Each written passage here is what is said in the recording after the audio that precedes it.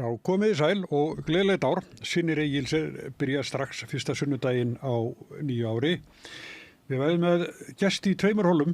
Í seinna hólinu ætlum við að ræða íslenska menningu og til að gera það koma til okkar Greta Kristín Ómarsdóttir leikstjóri, Auður Jónsdóttir rithöfundur, Kristín Gunnlaugsdóttir málari og Þorleifur Örn Arnarsson leikstjóri. En við byrjum á vettvangi dagsins.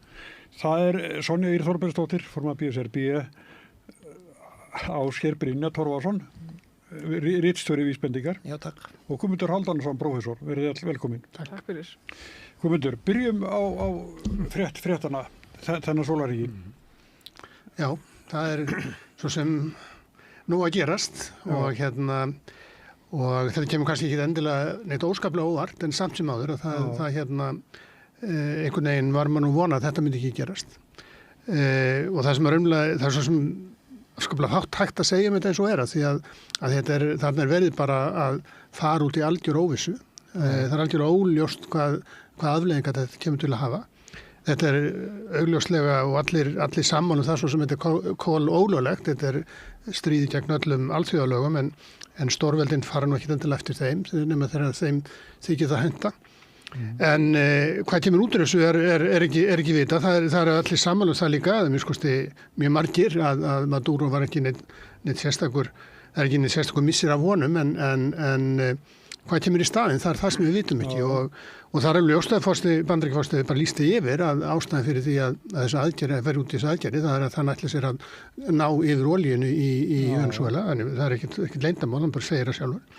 Það geti hins vegar orðið svolítið snúið. Fyrstulega vegna þess að Venezuela búar ekkert sérstaklega hrifnir af þeirri hugmynd og þeir eru svo sem þjóðnir sinnar eins og aðrir og þeir vilja eiga sínar auðlindir. En einnig vegna þess að það alveg ljóst að það hefur dregið mér úr olíuvinnslu í Venezuela undanfarnum árum vegna þess að það hefur ekki fjárfest nóg í vinnslunni og Venezuela búar sjálfur hafa einfaldlega ekki bolmagn til þess þannig að til þess að ná olíuframleiðslunni upp aftur þeir eru með þetta ég man ekki hvað 14 ég man ekki hver prósentin af olíubirgðum í heiminum sem sagt í jörðu en þeir eru ekki með 1% af framleiðslunni þannig að hún hefur dregist mikið saman vegna þess að þannig að það talaði að það þurfi að leggja hérna $milljarða í fjárfestingar til þess að ná framleiðslunni upp aftur.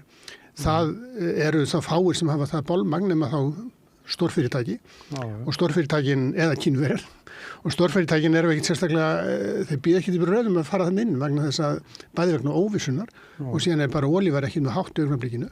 Þannig að ég held að þetta hafi verið algjört feðaflan og það bara við erum bara að sjá til hvað gerist að það eru margar sviðsmyndir sem við segjum svo og það greinilegt að Bandaríkjamenn ætla sér að pröfa að láta varaforsetann taka við völdum sem eru auðvitað alveg jafn ólöglega við lítum það að það eru svindlkosningar þannig að 2024 og þá hún auðvitað kosin sem varaforseti Maduros þannig að ef hann ólöglegur þá hún það líka þannig ekki það svo sem þessi lýðræðis ástendilega þannig sem að liggur að baki. Það var í morgun að Hæstiréttur hefur skipað hana. Skipað henni að vera. Já, það sem sagt þá ástandið þannig núna að þeir bæði hefur hún lýst yfir að Maduro ennþá forseti Venezuela en hann getur ekki gegn störfinu. Þannig að hún þá gegnir þessu embætti á meðan.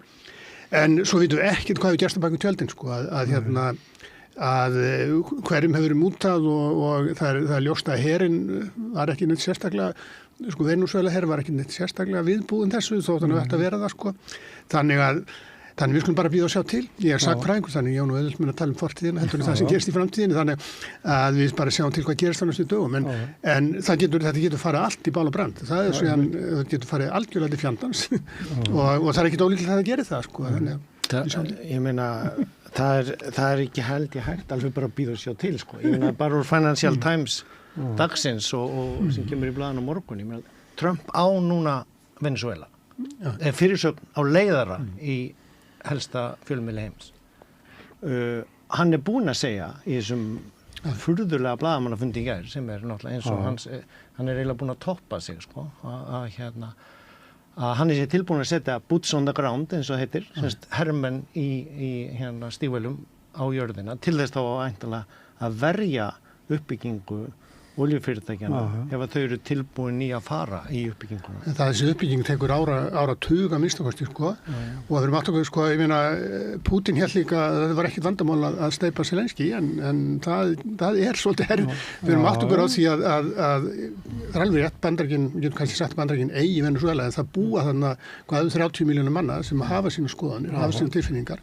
Það er þannig ágætlega uppbúin hér og það eru mikið af vopnum í Venesúela þannig að þetta er land sem ekkit auðvelt að fara yfir víða.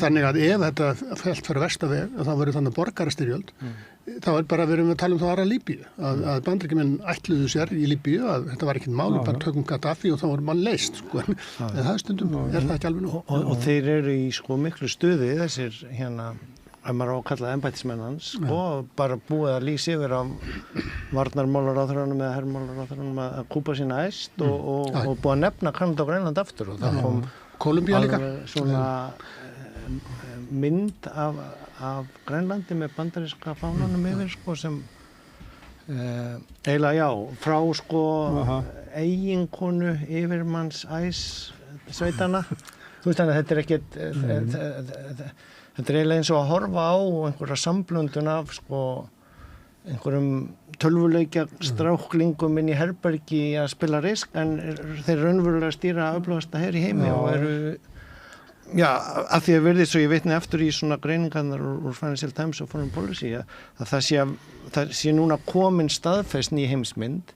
það sem verði þrískipting að hérna Rússland fái að taka Úkraínu, Kína fá að taka Tævan og Bandaríkin fá að taka Suður-Ameríku og við ættum þar með einmitt ekki að bíða og sjá heldur vera á fullu hér og það var nú eiginlega heitt sjokk mómentið að heyra viðbrögð utanríkisráðherrans okkar við þessu að þetta væri bara flott og árangursrík aðgerð sko, og í alþjóðlegum miðlunum heitir þetta kidnapping sko, mannrán á forseta ríkisins í RÚV er þetta kallað að herinn hafi handtekið sko, herir, ég kann ekki bandarísku lög en það er herlögregla her getur ekki handtekið fólk, það er lögreglan sem gerir það ef við ætlum að reyna að trúa á viðhald réttaríkisins áfram en ef þú getur bara breytt því hvað orðin þýða þá er bara Trump búin að ná þarna í hann með sinni risa lögreglu til þess að færa hann fyrir dómari Bandaríkjunum út af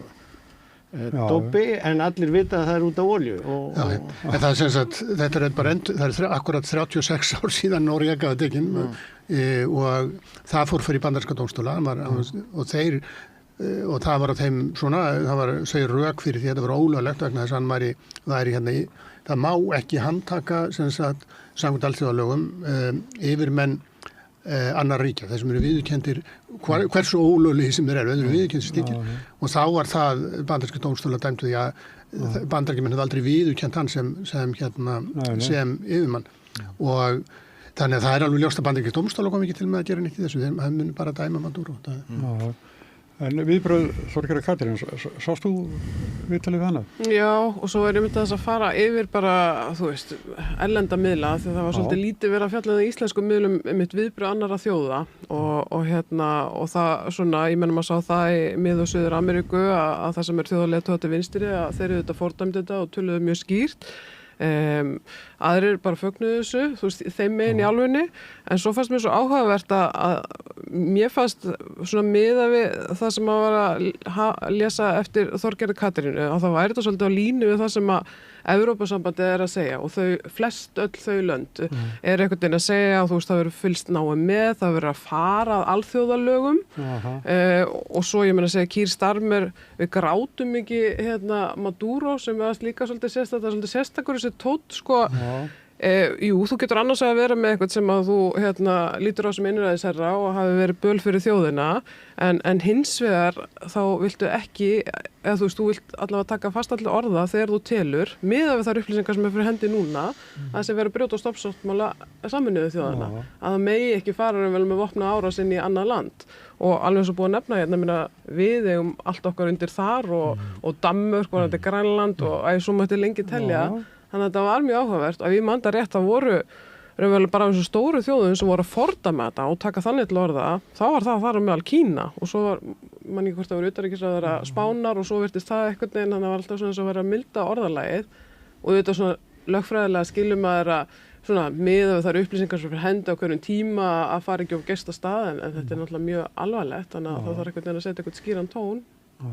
Og ég heyrði engan, ég fór nú einmitt ekki alveg nákvæmlega verið en það var enginn sem var með svona Trumpist orðalega með þetta verið greatly successful operation nema utanríkisráðherrann okkar sem að þannig að sko það er það sem að lét mig fá smá hrollniður hérna. Það voru samt að einhverjir en mjög fáir en þú veist þá helst einhver svona bandamenn Trump í heiminum sem það voru að fagna þessu sko.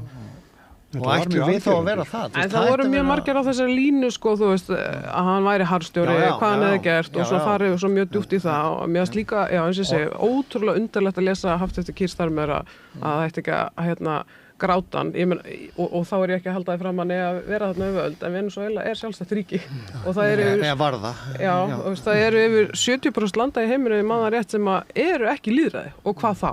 Er það bara heimild Bandaríkjanna til þess að fara inn í 70% ríkja eða skiljið? En sko hann braut líka bandarísku stjórnarskrána með þessu og samkvæmt því sem að ég les úr miðlunum sem ég les og Atlantic og Foreign Policy. David Frum og Anna Applebaum voru í podcasti bara svona skyndi þetta í gær þar sem að sko er í raun og veru það sem við höfum verið að tala allt síðasta ár með áhyggjur á hvort að heimskipanin sé að breytast, hvernig hún sé að breytast, hvort að alþjóðalög sé hætt að gilda eða ekki. Þú veist, nú er það fyllilega staðfest með bandarísku hervaldi inn í sko stóru ríki, 30 miljónum manna. Pavel Bartošek, formar utanríkismálanefndar, hann er búinn að boða nefndarfundi í fyrramálið. Svona kannski til að draga kannski úr svona stóryrðum eins og hjá utanríkisráðherra. Já, sko, við erum átt okkur á því að þetta setur auðvitað utanríkisráðherra og ráðherra í Evrópu í svolítið vanda, sko, að því að Bandaríkin eru mjög öflugt samstagsríki og þau svona, ég held að Þorgerður Katrín hefði átt bara að þegja, ég held að það verið sér þægilt í svona aðstæðum þegar þú getur ekki sagt neitt gott að þá er best bara að segja sem minnst og sérstaklega þegar hlutinir eru að fyrsta lagi þá hefur Ísland auðvitað engin áhrif á þetta til eða frá og öðru lagi þá er þetta ennþá ástandið er þannig að við vitum ekki alveg hvert þetta leiðir. Eins og segi það getur vel verið að koma í ljós síðan eftir seinna að það sé að verið búið að gera alls konar díla við ráðamenn í Venezuela sem að koma núna bara fyrirverandi samstarfsmenn Maduros komið svo alltaf núna verið bara fínt, nú bara slögum við svolítið til og það var alveg greinilega komið að því að Venezuela vildi fá erlenda fjárfestingar, þegar lífskjörin var bara orðin þannig að bæði þá fjárfestingar í landinu og hins vegar auðvitað þá möguleika til að selja sína losna út úr viðskiptabanni losna úr viðskiptabanninu, sko sem er náttúrulega kannski ástæðan fyrir því að vera grafið undan þessu landi. Akkurat, það er Bandaríkin þeir umgangast löndin í mið- og Suður-Ameríku mjög selektíft og það er ekki vegna hvort það er lýðræðið eða ekki lýðræðið heldur einhvern hátt þá bara ákveðar að einhver séu algjörlega óalandi og ferandi það sett á viðskiptabann og það er þetta mjög erfitt fyrir þannig ríki. Það er ekki bara Bandaríkjamenn. Við tókum hérna á móti 1000 flóttamanna frá Venezuela og svo ákváðum við að það væri bara fín lífskjör og ástand í Venezuela og senduðu heim í flugvélum. Við leigðum utanríkisráðuneytið íslenska og lögreglan íslenska leigði fjölda flugvéla til að fljúga með þetta fólk tilbaka þarna sem að núna síðan talaðu að þetta sé sko, maður verður að vera konsekvent í því sem maður segir og orða skipta máli og það þegar utanríkisráðherrann segir svona að þýðir það þá að ræðismannsskrifstofa okkar í Nuuk á Grænlandi verði lánuð bara boðin til skipta fyrir Hexet og J.D. Vance þegar að þeir taka landstjórun af völdum eða ætlum við að segja eitthvað með dönum og vera á móti eða ætlum við að láta og nýta varnarsamningin til að taka Keflavíkurflugvöll til þess að gera innrásin í Grænland þaðan. Ég meina Mette var heldur ekkert eitthvað skýr, hún sagði bara að fylgjast náið með og fara alþjóðlegum og hún tók ekki fordæmingar orðin, sko. Ég skil. Þetta getur hún ekkert staðist það þegar Bandaríkin taka Grænland, sko. Nei, og ég bara að spurja En þá veltum við samt aðeins fyrir sér, ég meina, hann svo mikið ólíkindatól og mér fannst svona fleiri sérfræðingar heldur en færri spáði að hann myndi ekki gera þetta, og svo, já, að búið að taka forsetann, en það ennþá varaforseti og það ennþá ríkisstjórn og þú veist, hver að fara að stjórna landinu og hann strax búin að lýsa vera, stjórnarandstaðan eða svo sem að tóku friðarverðlaun Nóbels að hún var góð kona eða ég man ekki hvernig að orða það eitthvað svona en hún getur nú ekki staðið. Nei. Mér finnst að mætti aðeins það að koma fram hvað raunverulega gerðist því að yfirlýsing hans hans stjórn í Venezuela meikar engan sens eins og sagt. Það engin bandaríkjamaður inn í Venezuela og þegar hann var spurður á blaðamannafundunum, það var náttúrulega vani blaðamennanna sem að spurja sérstaklega út af sögunni, þar sem að bandaríkjamenn hafa ruðst inn í lönd með þessu hugmyndur að það verður bara allt í góðu strax á eftir, Írak, Afganistan, Líbía, þeir eru samt ekki inn í Líbíu en voru með svona loftarásir, að það hefur ekki gengið eftir og það ég held að sé bara kennt í West Point í herskólunum að bandaríski herinn góður í að fella stjórnvöld en afleitur í því að búa til ný stjórnvöld. Og þeir svona spurja blaðamenn að býtu hvernig ætlar að gera það? Hvernig ætlar að ná stjórn á Venezuela? Og hann var eins og enginn hafði undirbúin til að svara fyrir því og þá sagði hann, þeir verða bara að gera það og benti hann á einhverja hersforingja og þennan Hexet og Rubio mann sem bara fráleitt hugmynd. Já, þannig að hugmyndina, ég held að maður skilja eftir opið, að yfirlýsingum hans sem hann hefði bara fullt tök á Venezuela, hann hefði aldrei farið út í svona stóra aðgerð nema að geta séð fyrir sig góða niðurstöðu, kannski hún bara þvæla. Já, og það sem þú ert að segja áðan með samstarfi við stjórnvöld, að hann segir það á fundunum, Rubio, hann segist að hafa verið í samskiptu við varaforsetann og til þess að skilja kannski söguþráðina þangað til að maður fær að vita hver hann var þá finnst mér líklegast að þeir hafa gert samkomulag við einhverja að þeir fengi að taka Maduro og konunars og þá fengjum þau áfram að stjórna Venezuela. Hún mætir varaforsetins bara strax á sama tíma og Rubio var að segja, já, ég var að tala við hana og við munum bara stjórna í gegnum hana. Þá var hún í sjónvarpinu í Venezuela að segja að Venezuela menn eru að gæta stillingar en við verðum að gæta festu því að við verðum að verja auðlindir okkur fyrir ráðagjörðum bandaríkjamennum að taka á okkur auðlindirnar. Trump var þá í heima hjá sér í þessari höllsinni í Flórida. Þá var hann að segja þeir tóku olíun okkar og núna erum við bara að koma að tæka hann aftur Þá var hann að tala að Venezuela hefði ekki mátt þjóðnýta olíunlindir sínar. Af því að þetta væri bandarísk olía, þeir hefðu byggt upp þennan iðnað og þeir ætti þetta og þeir ætla að koma og taka þetta. Þannig að það eitthvað í þessu sem bara eitthvað þvæla. Já, ég held að þeir eru að veðja á það að þeir geti unnið með þeir hafa bara áhuga á olíunni, það eina sem hafa áhuga og þeir eru að veðja á það með að taka Maduro burt og þá geti þeir í gegnum þá varaforsetann sem verður þá núna forseti byrja þá uppbyggingu á að fjárfesta í þessum olíuiðnaði og ná í olíu. Ég held að það bendir ekki til þess að það plan sé raunlegt plan en hafi gengið upp. Hún sýnir það að hún ekki tilbúin að beygja sig. Jú, ég held nefnilega hún sé að taka bara þráðin sem að Maduro var að tala að við skulum bara sittast niður og gera samning olíu. Þið kaupið okkur olíu og þá bara verður aukin velsaldin í Venezuela, þið græðið og eitthvað svona. En það eins og það við strandað á því, nei, við erum ekki til að gera svona samning af því að sömuleyti utanríkis stefna Bandaríkjanna bara business og þannig að við erum ekki til að gera það nema við fáum Maduro og ég fór inn á Fox sem að svona stundu sem að maður til að skilja svona mindset eins og sagt þar var alltaf að Trump sýndi Maduro í 2 heimana verið svo verið að lýsa wrestling þannig að þetta væri eiginlega bara svona persónulegt uppgjör 2 sterkra kalla og okkar sterki kall, hann vann var skilabóngur á Fox. Það getur vel verið það verið niðurstaðan og þá bara það og þá er einum harðstjóranum færra en ég meina við sittum upp með það að þessi aðgerð var gerð og ef að Bandaríkjamenn komast upp með þetta á þess að nokkur andmæliði, engir utanríkisráðherrar í Evrópu og þá... Evrópa náttúrulega ekki hefur ekki burði eða getu eða neitt til þess að hafa sjálfstæða stefnu í einu en einu. Þannig þá bara eiga þeir að þegja Já, ég bara segi ekki neitt. Bara afhenda Grænland og bara hætta þessu, það þykist að vera eitthvað, sko. Ef þeir eru raunverulega ekki neitt. Nei, ég náði ekki alveg að lesa. Okkar skilir, okkar utanríkisráðherra ætti að mæta á þessum degi og segja að það grundvallaratriði, það er mikilvægast atriði fyrir öll smáríki, að alþjóðalögsu virt. Þarna var brotið gegn þeim og við fordæmum. Já, þetta er eina sem hann á að segja. And then you shut up, and then you wait. Það er bara, sko, hérna.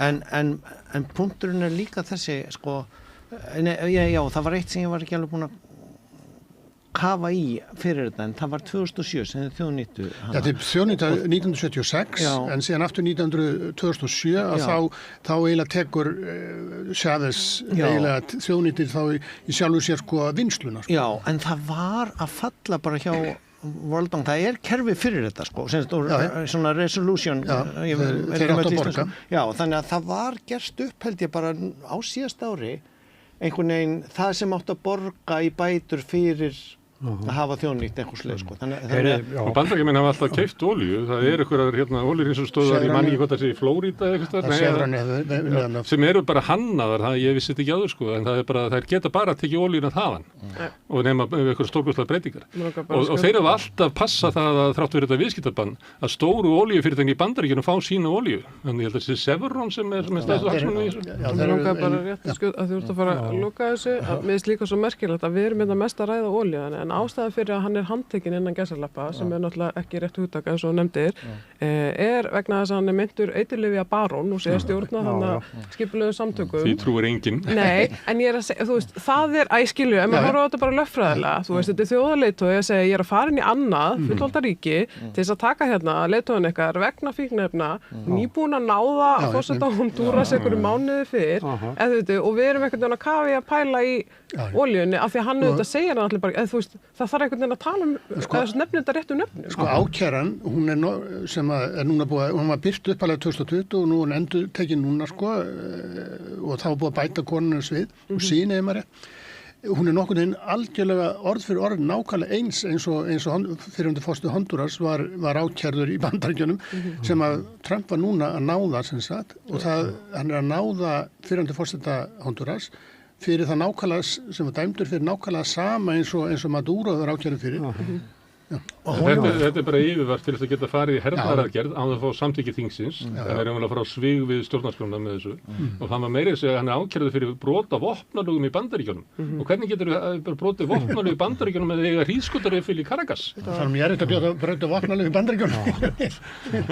Þetta er mikið mál og þetta er að þróast. Við erum svona rétt eftir áramótin og skoðum aðeins líka stjórnmálin hérna heima. Horfðu þið til þess á kryddsíldina? Já. Og hvernig fannst ykkur? Já, mér finnst það var alltaf svo frábært þetta nafn, sko, kryddsíld. Það er alveg best að þið þetta. Svona kryddsíld, en hérna, mér finnst nú, sko, það er alltaf svona ákveðið skemmtarnagildið að horfa svona, sko.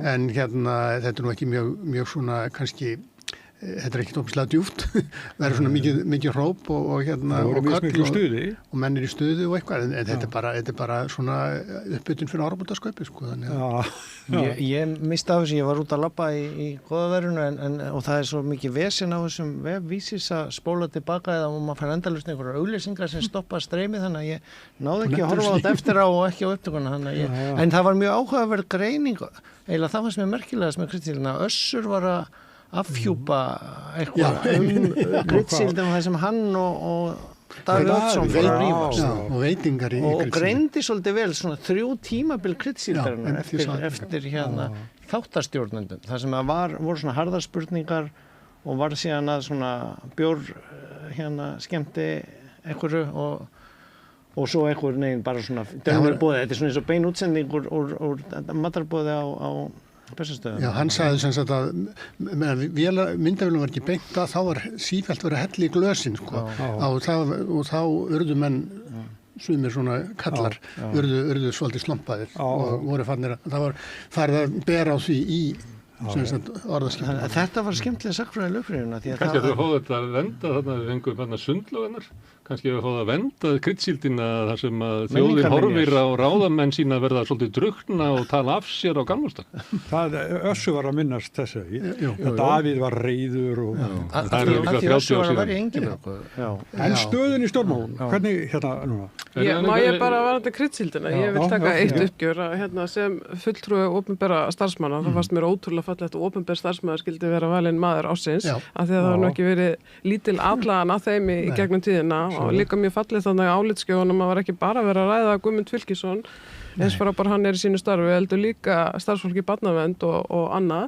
Þannig að mér finnst það svona gott í lok ás að fá smá svona uppreisn, en líka sömuleiðis að maður sá það ég meina út frá þessum málaflokki að þjóðin hefur mikinn áhuga á því og mikinn vilja að það verði brugðist við vanda að barna þegar kemur að fíknisjúkdómum og geðsjúkdómum.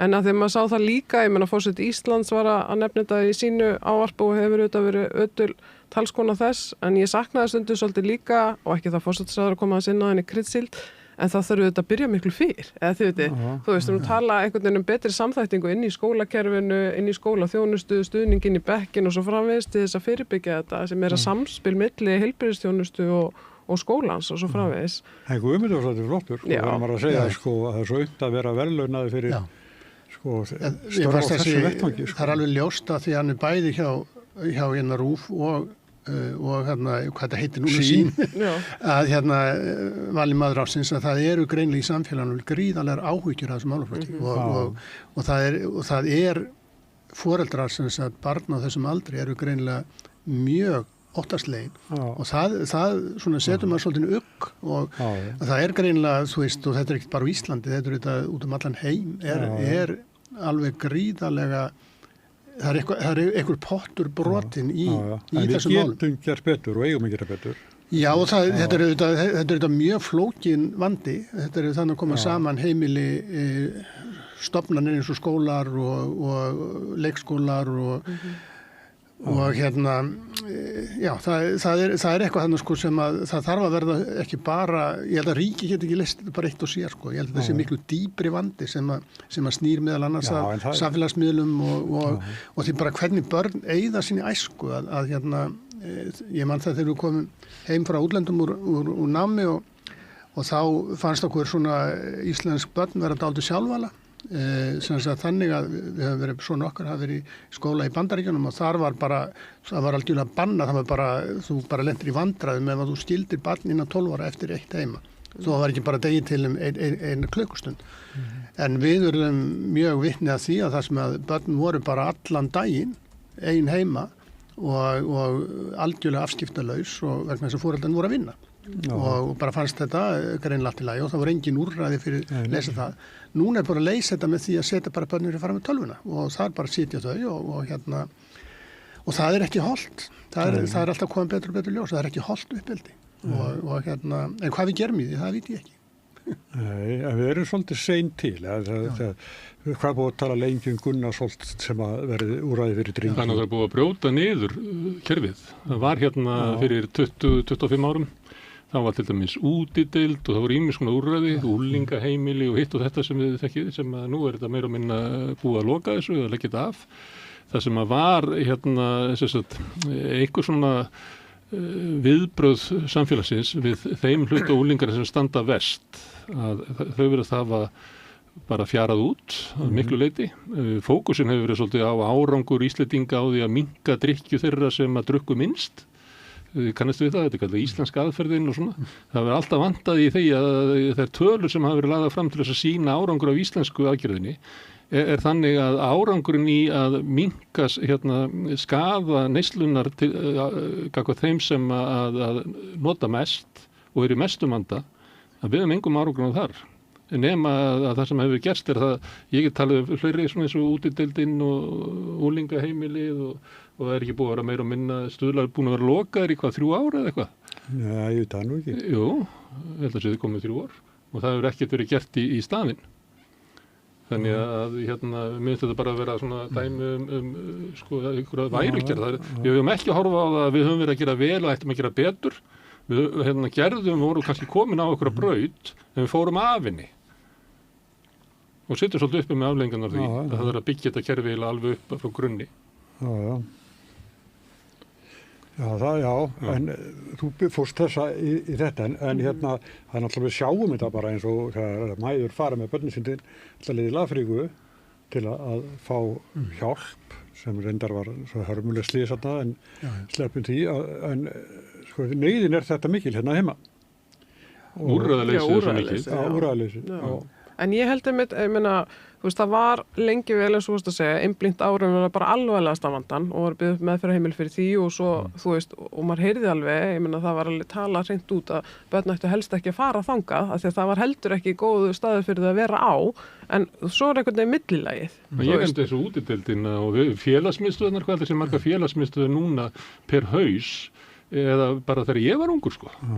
Kannski svona 10 árum eftir að ég var ungur. En það eru endar mjög öflugar og þú veist, ég meina það með það eru mjög öflugar, en það eru náttúrulega ekki að grípa inn í svona, ég meina þú veist með eitthvað hegðunarvanda eða ert einhvern veginn ekki að fitta inn, þú veist, það reyna sitt besta en svo ef þetta bara að skortir heilbrigðisþjónustu eða eitthvað álíka og þess vegna er að segja þessi samþætting inn í skólakerfinu að glíma við einhverja erfiðleika eða álíka og átt erfitt með að sitja kjur allan daginn, ég meina mikið borið að ADHD, þú veist, þá þarf að finna einhverja aðra leiðir, heldur en að bara pína viðkomandi inn í þessi box eins og þau eru í dag, sko, og fá þá stuðning inn í bekkina. En fyrir þetta náttúrulega bara börn af erlendum uppruna, þú veist, upp á tungumálið og annað, sko. En að þú nefndu pólitíkina, og það eru ströngur í henni, ég hef svona tilfinningur að séu svona einhver strömmkur sem er ekki alveg komin fram, sem að tengist strömmulega svona breyttri efnahagsstöðu. Að við séum kannski að fara inn í aukið atvinnuleysi, að verðbólga mun ekki fara niður og þar landi ekki vextirnir, að við séum að fara inn í tíma sko kaupmáttarskerðinga og tíma sem að alls þar annars þar í heiminum leiðir til svona félagslegra upplausnar og ég sé ekki alveg að sko ríkisstjórnin sé að bregðast við því, mér finnst þú frekar verið að bregðast við kannski ástandin eins og var þegar þau tóku við. Það sem var svona reiknað með að væri ekkert svona sérstætt framöndan eða vært að leggja áherslu og hitt og þetta. Aðalatrið var að ná niður hallanum á ríkissjóði sem ég veit ekki. Og stytta atvinnuleysisbótatímabilið. Miðað við tölurnar sem koma fram úr hagkerfinu, þá get ég ekki séð að það sé að mikilvægt þessi ríkisstjórnin gerir er að minnka hallan á ríkissjóði. Ég myndi halda að vera í húsnæði. Það er harfræðingur í salnum. Sko, bara til að segveja eða brúa þetta frá, sko, við mögum ekki gleyma því, sko, það eru gerðar þegar maður kemur inn á leikskóla, eða sko, því er hún afi, sko, og þegar maður kemur inn í skóla, það eru gerð, sko, svona kraftaverk á hverjum mótni og hverjum degi inn í þessum stofnunum, af fólki sem er að vinna þarna, sko, en síðan erum við búin að fara í gegnum tímabil þar sem að sko samfélagsbreytingarnar af tæknihliðinni sem hún nefndir og hins vegar sko ekki bara nýfrjálshyggjuvæðingin sem því að skera niður og spara heldur líka þetta að svo ég vísi í með árangurinn á góðum stað að sko það er svo miklu betra og skemmtilega að vera að vinna í því sem er auðveldaran á árangri og þá einhvern veginn verður út undan erfiðu tilfellin eða sko börnin sem kunni ekki íslensku og þeim bara fjölgar og svo gerum við ekki nægilega mikið fyrir sko einhvern veginn of seint af því að við erum ekki að byggja upp kerfi sem á að halda öllum sem er svona gamla hugmyndinu samfélag heldur einhvern veginn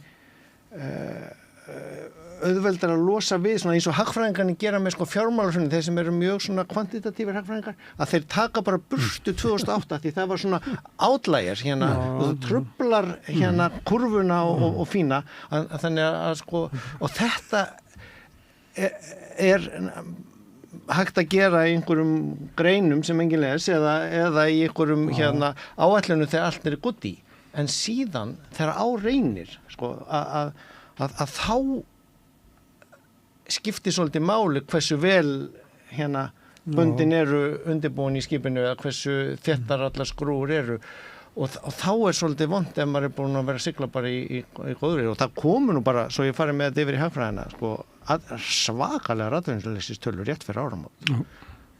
Og við erum bara komin inn í stagflation sem sko kyrrstöðu vera kreppu, ég vil nú valla nota kreppu hugtaki, en sumir hafa þýtt stagflation sem kreppu verðbólga, en það sko, þegar þú færð atvinnuleysi fór úr 2,1 upp í 6,1 og verðbólgan yfir 4 og ef þú ert með þetta bæði í einu að þá eru hinn hefðbundnu 12 hagfræðinar lömuð, af því að venjulega á þetta vera að sitta hvað og þú ert að geta svona tjúna annað eða hitt sko, og þetta finnst mér vera eins og í siglingum eða þegar þú lendir í broti eða þú veist stýribílar eða mastribrotnar. Þú stýrir á bremsuna en bílinn keyrir hraðar. Já, og bara og ég sko eins og mér finnst það eitt að vera sko neyðarfundir og samfélagsumræða hver utanríkisstefna okkar, hverjir eru vinir okkar, hvað ætlum við að gera ef að vera ráðist inn í Grænland,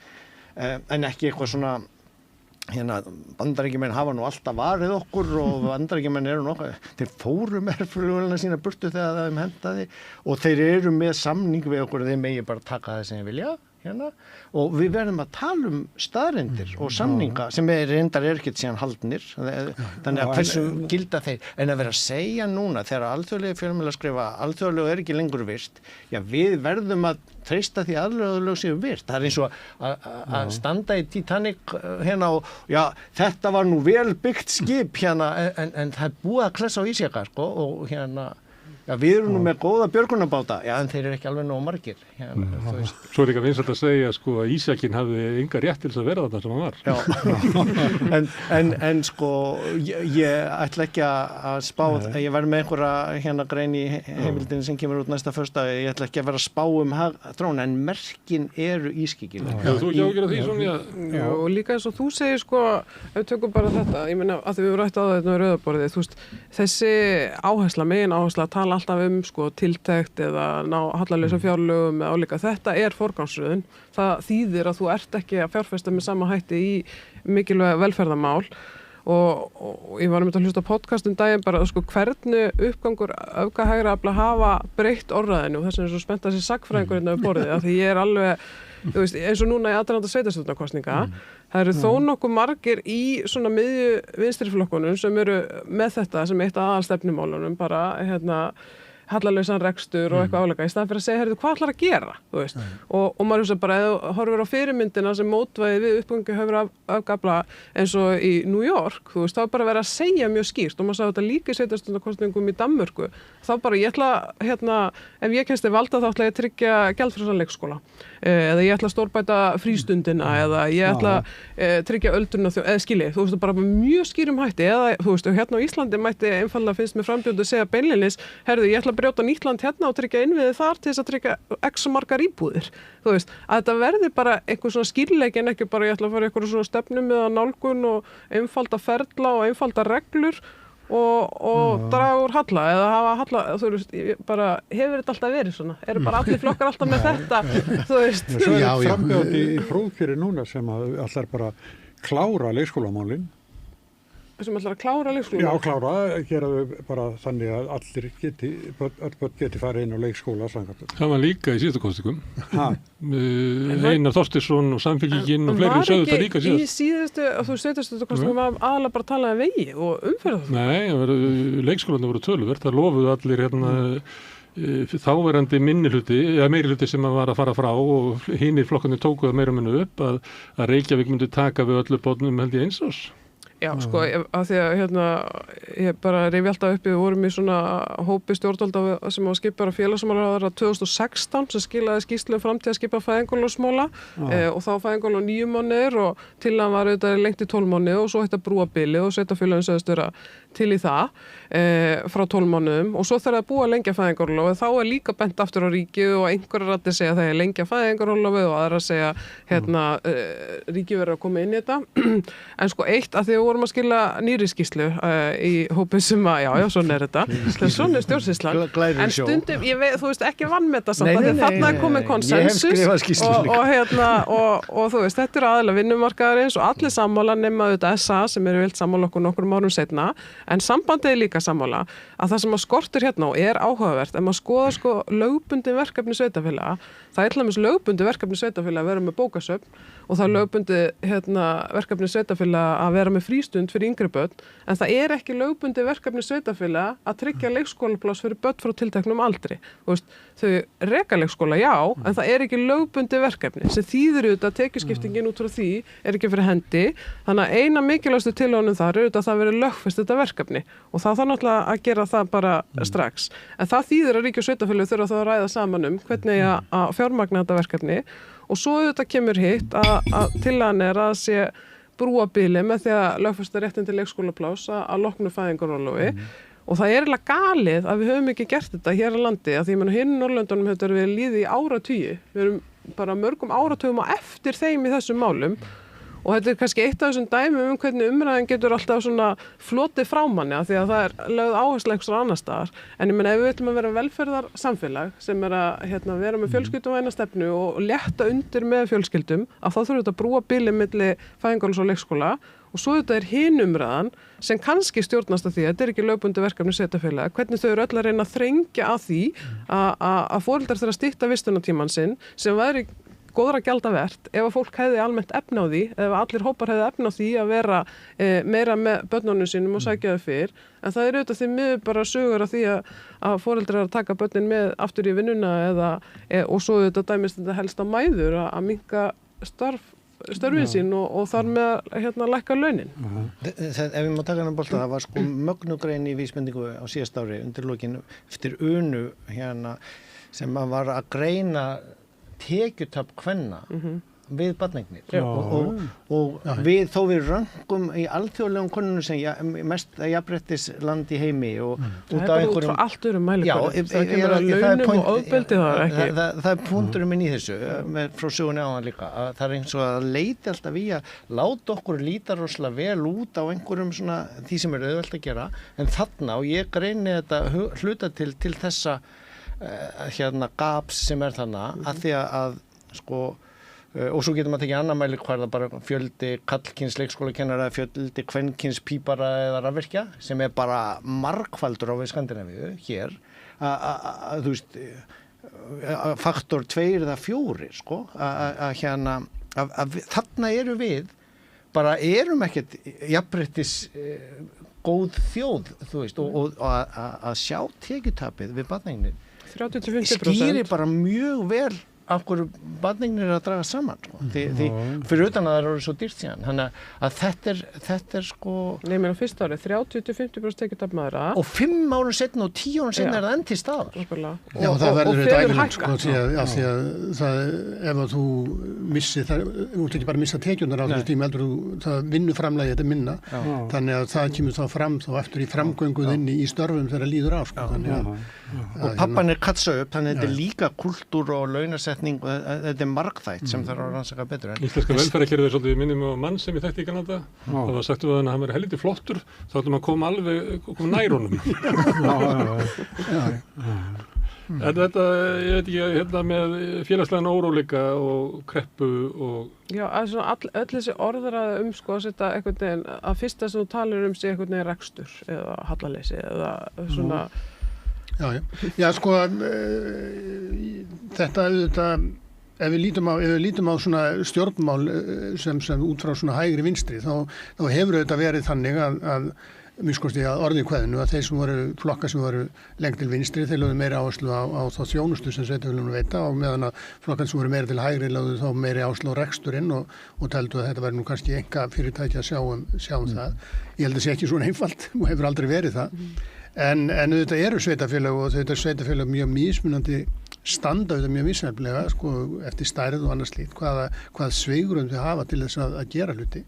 En auðvitað er það þar sem að þeim er auðvitað sá stakkur sniðin að þeim er ekki hækka útsvar nema upp að ákveðnu marki og við búum bara því, ég hef náttúrulega stundu sagt það sko að við hefum að setja því stjórnarskrá að banna það að menn geti lofa skattalækkunum, því það er svo óskaplega auðvitað að lofa skattalækkunum en hérna það er mjög erfitt að lofa skattahækkunum til þess að greiða fyrir þá þjónustu sem við viljum fá. Það var plús ef að fjölmiðlamenn myndu taka það upp að þegar þú kemur í frambóði og bóða skattalækkanir, það hvað ætlar að fá penningin? Því ef þú myndir bóða átak í sko leikskólamálum, þá er þetta alltaf spurður, hvað ætlar að fá penningin? Þannig að þetta er einhvern veginn... En líka skattalækkanir, við horfum út frá sko sveitafélögum og lækkun útsvari, þú veist, ég meina þetta er einhverju 1000 kallar, skiljið, sem að, þú veist, og maður er svo bara, og af hverju er þetta sjálfstætt markmið? Okkur ætlar þá ekki að, þú veist, að tryggja að þessi hópur sem er algjörlega, þú veist, í aðri samfélagsins fái það þjónustu sem hann þarf til þess að jafna leikinn. Og svo er þetta úrelda hægri vinstri, ég meina, Trump er að reyka bandaríska ríkissjóðan í mesta halla sem hér var Bjarni Benediktsson fjármálaráðherra mjög lengi og það var reikinn í hallan að hluta COVID og ýmsu, en síðan er það viðbröðin og hvenær skattar eru hækkaðar á móti þeim kostnaði sem er lykilatriði. En mér finnst þau vera að horfa fram á núna aftur svona efnaðsleg mistök í hagstjórninni varðandi það að það getur alveg verið fræðilega séð eða þegar allt er á lygnum sjó gott að draga úr útgjöldum ríkissjóðs til að draga úr verðbólguna því að hluta til kom verðbólgan til eftir Úkraínustríðið og útgjöldin eftir COVID og það var of fljótt farið að afla tekna á móti eða draga úr þeim því útflæði. En núna, þegar við erum komin inn í stagflation, kreppuverðbólgu, þú veist, að ætla þá að fara að gera þetta sem var rétt fyrir 2 árum, sko, getur gert hlutin enn verri því að sko, hagfræðingar sem kunni ekki bókhald, sko, gleyma að það er bara svona ein bókhaldsjafna og bakvið hagkerfið, að sko skuldir verða að vera jafnar eignum og sparnaður er jafn fjárfestingunni, þannig að það sem gerist þegar ríkið ætlar að borga niður skuldir, draga úr opinberum skuldum, með jafnvel samdrætti í rekstins opinbera, að þá hafa þeir sem eiga peninga hafa minna af ríkisskuldabréfum að fjárfesta í og þá þurfa þeir að setja peningana í annað.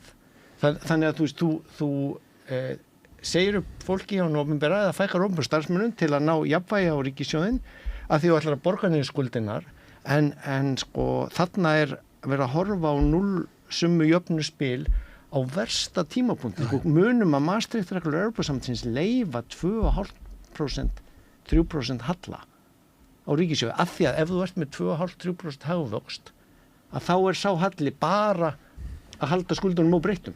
Það er ekki eins og að með því að vera rosalega duglegur núna að segja upp opinberum starfsmönnum, stytta leiðina því og stytta atvinnuleysisbæturnar til að draga úr útgjöldum ríkissjóðs í það til þeirra að með því náirðu sko, þú ert að búa til efnahagslegan óstöðuleika samkvæmt sögulegum hagkennum. En er það ekki líka hagfræðileg mistök að vera með raunvexti á húsnæðislánum kannski 9-10%?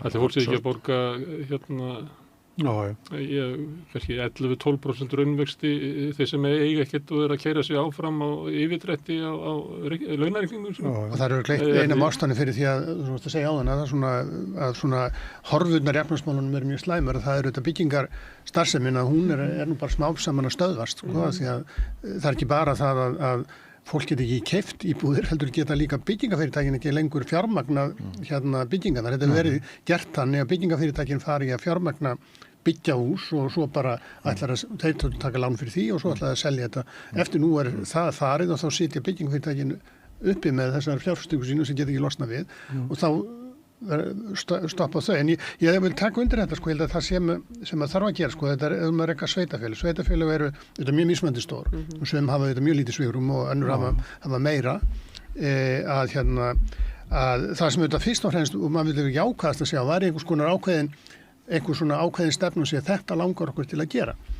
og síðan þá að út frá því að reyna þá að finna út hvernig gerum við gert þetta. Að hafa það sem markmið að draga úr skuldum er held ég ekki, ég held að það sé bara vond leið af því að það er markmið. Auðvitað ekki vera markmið að auka skuldir en megin markmið á að vera að segja þetta er það sem okkur langar til að gera, þess að þjónustu langar okkur til að veita. ef að við getum ekki ýmsar auðvitað vegna auki skuldina, þá erum við bara að draga okkur öðru og þá verður það líka að segja það þýðir ekkert að segja það okkur langar að hafa gjaldfrjálsan leikskóla en við ætlum að gera allt hitt líka áfram eins og við gerðum og ætlum ekki okkur skuldina. Það er eitthvað í þessu kerfi sem við viljum þá hætta að gera. En ríkisfjármálunum það eru fjármálaráðherrann hagfræðingur og líka forsætisráðherrann og eru það rangri leið? Þau eru náttúrulega útskrifuð bæði út úr nýfrjálshyggjunni sem náttúrulega fallið hugmyndakerfi. Það eins og þau sem reka ríkissjóð til þess að fá A+ hjá kennarónum sínum hann um aldamótin sem var náttúrulega nýfrjálshyggju nöttari. En það hefur ekki trúið þessari efnaðarstefnu lengur og þess vegna svo sorglegt að horfa upp á þetta þrælvel gefið fólk og klárt, vel mentað að þeir að reka einhverja furðulega efnaðarstefnu sem meikar enga sens.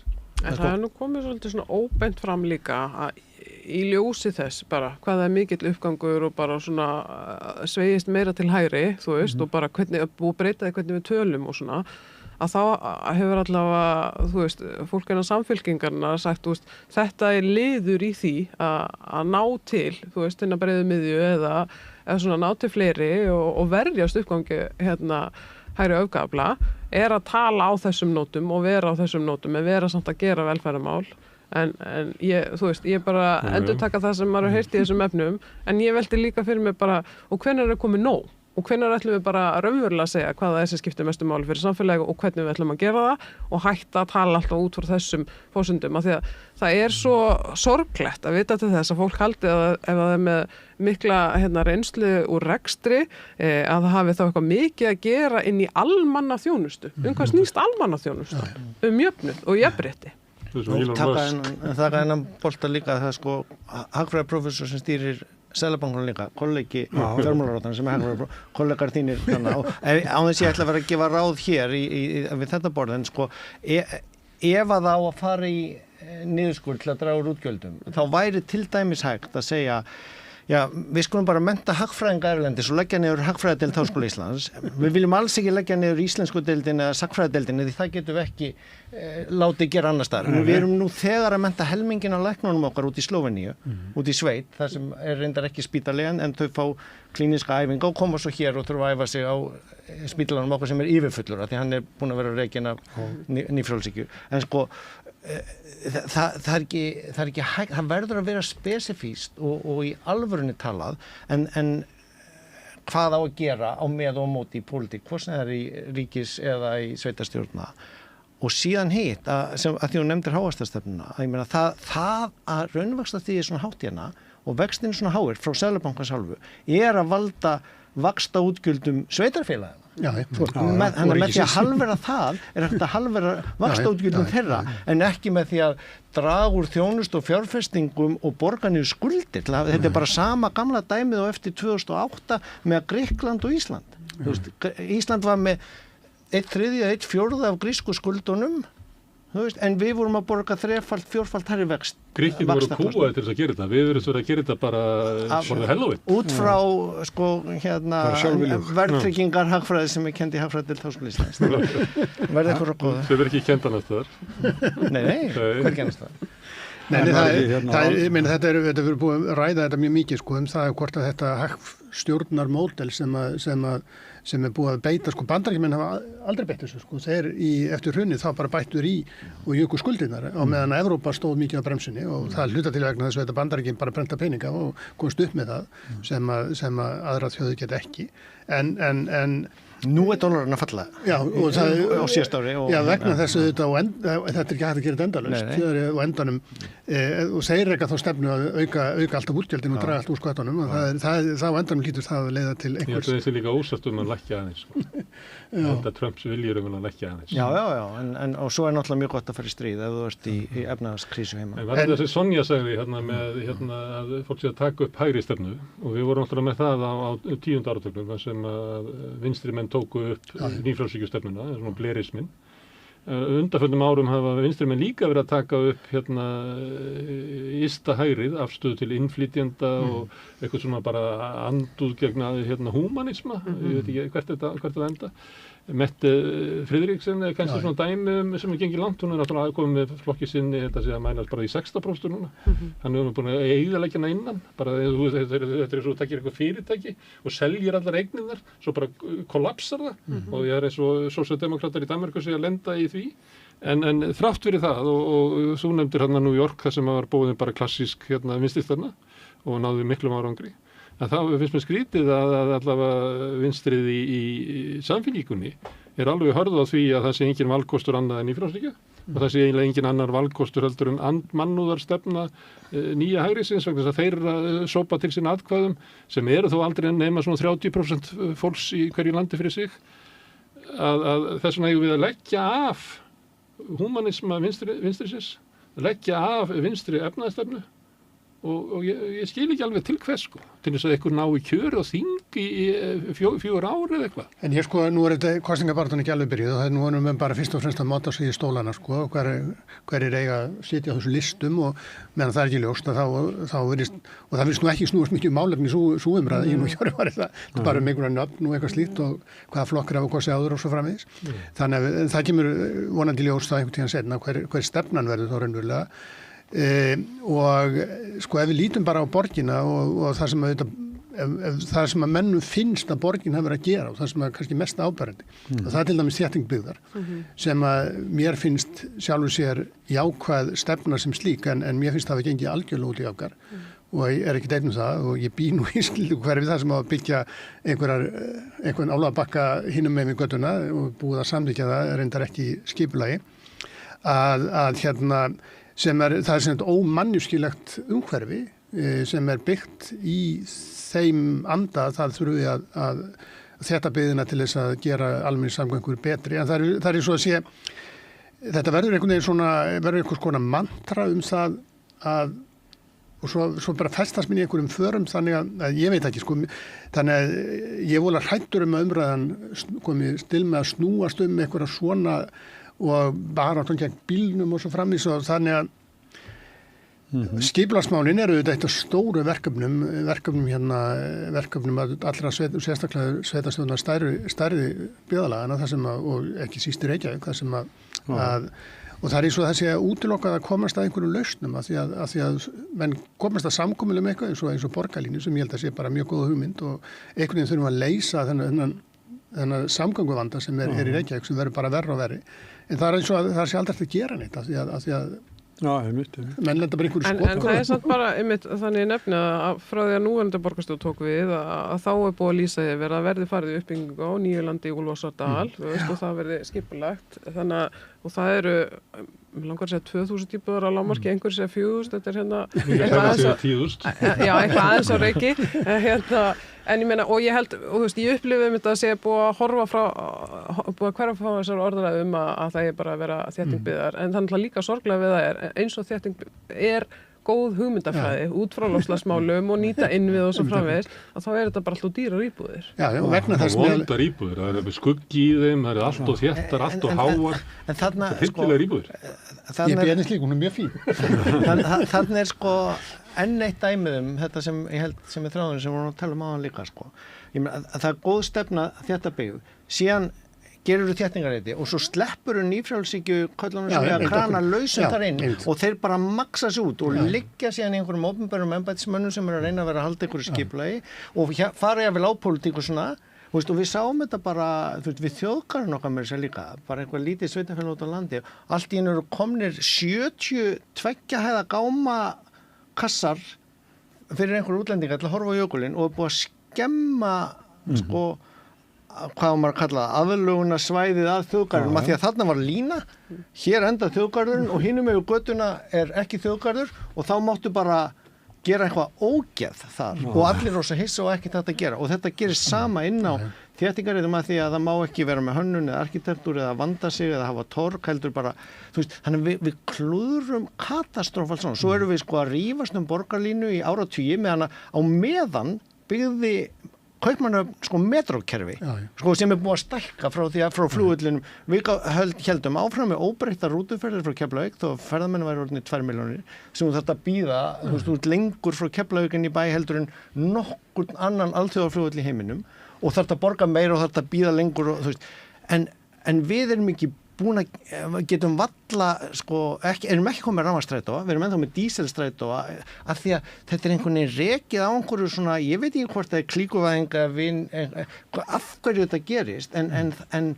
eða pólitískt yfirhildi, en samhliða síðan gert eitthvað önnur gott dæmi eins og rafbílavæðing, við vorum orðin eftir Norðmönnum, gefum fullt af ríkisstyrkjum til að styðja fólki að kaupa rafmagnsbíla og þeir kom allir út á götuna því enginn var krafinn að skila díselbíl á móti, það mátti ekki, allir þurfti að fá að eiga jeppanna sína með og svo er bara búið að kaupa annan rafmagnsbíl svo unglingurinn geti farið í menntaskólan og allt í allar götunar og fullar og þú þarft ekki doktorsprófi í skipulagsfræði eða starffræði til að sjá að þetta gerist ef þú gerir þetta í viðbót við vart síðan með mannfjölda og bara en vandinn er að hluta til sá að reka sveitafélög er tiltölulega einfalt í sjálfum sér, ég meina það eru hérna ákveðin verkefni sem menn vilja séu fremkvæmd og kannski aðeins mismunandi skoðanum, ég hef ekki heyrt nokkurn mann tala gegn því að bæta leikskóla, enginn talar móti því.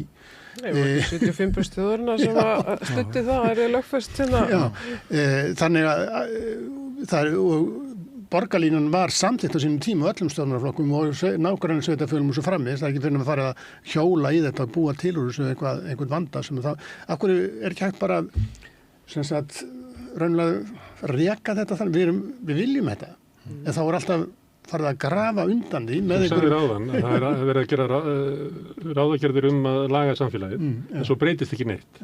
Það þýðir það að íhaldið og afturhaldsöflin, þau ráða öll á Íslandi. Það er eitthvað sem ekki gengur upp.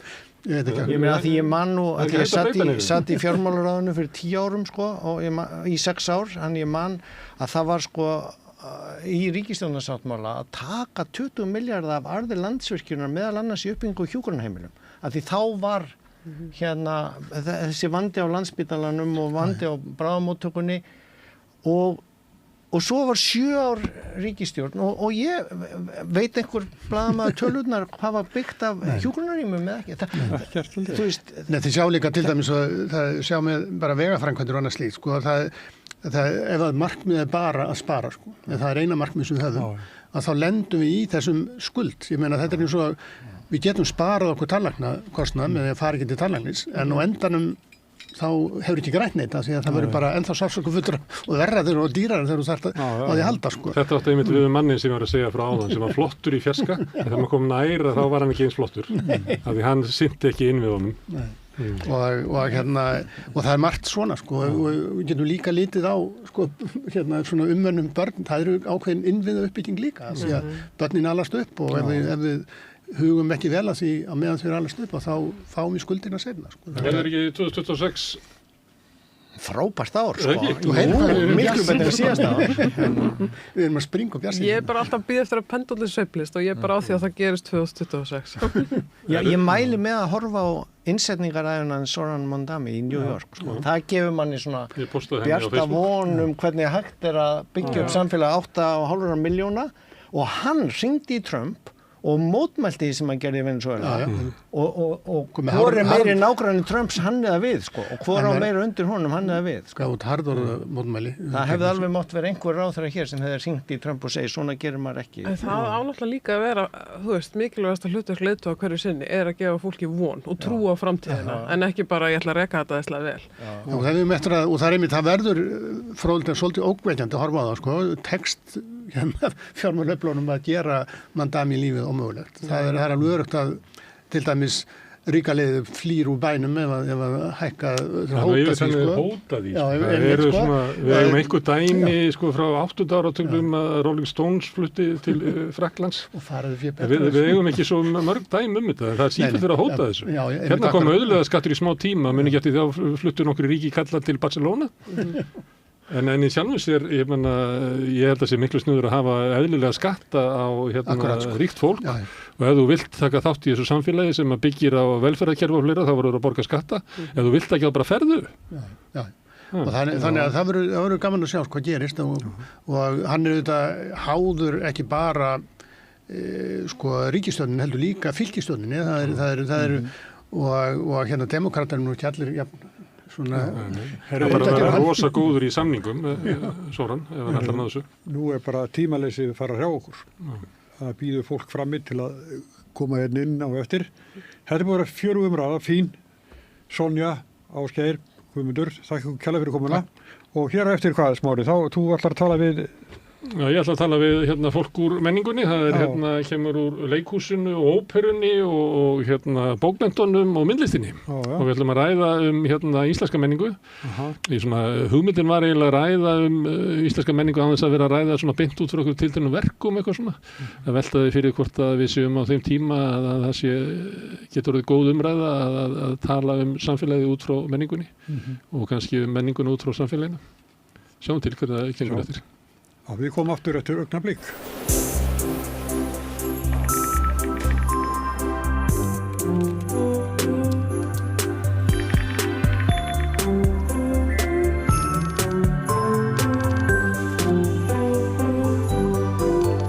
Ert þú líka með spurningar? Kynntu þér réttindi þín hátíðarnar á wafr.is.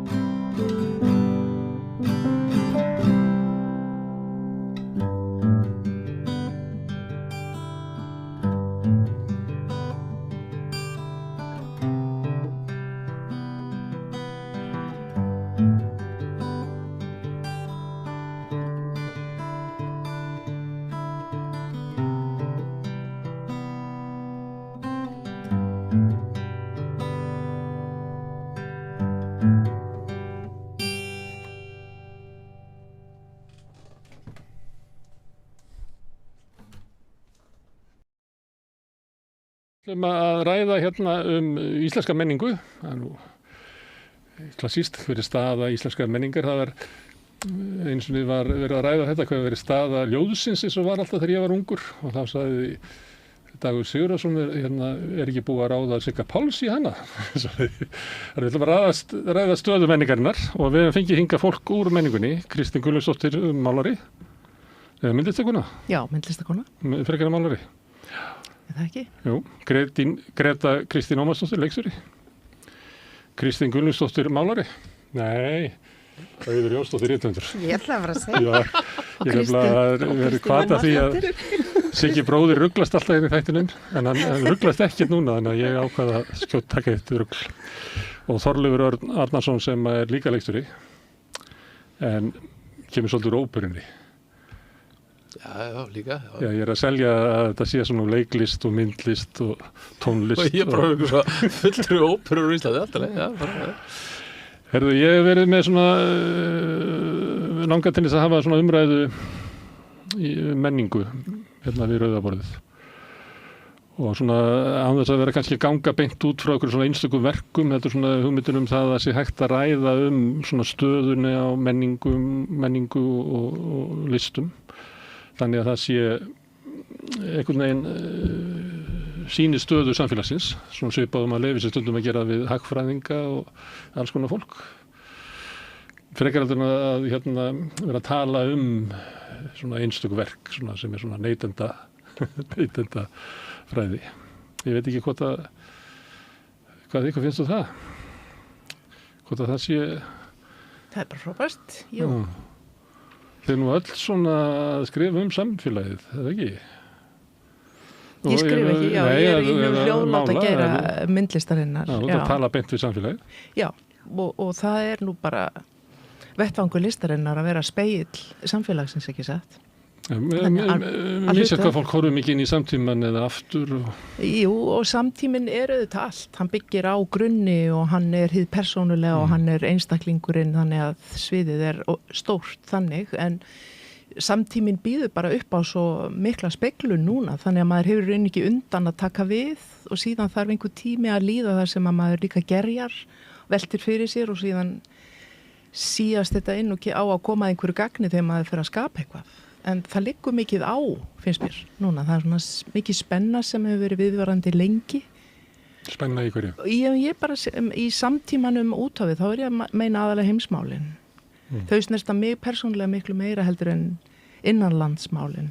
Mér finnst að vera svona búið að setjast í sálarkerfið einhver skuggi og maður þarf að horfast í augu við þennan skugga sem að hluta til er maður sjálfur og síðan hvernig maður tekur þátt í því að vera lifandi á jörðinni, hvaða ábyrgð maður tekur og hvernig maður getur sýnt samkennd og komið að gagni. Mér finnst þetta bara að vera heilmikið mál. Og minn vettvangur er að skapa sjálf. Best var að þú fengir að melda þetta og kæmi með svari eftir 10 ár. Já, það er ekki en þú vilt eiginlega koma með svari strax. Í gær, já. Og ég held að það verða að vera þannig að, og það er ofta ekkit verra, að bregðast bara við af eðlisávísun og eðliskvöt og gera hlutina.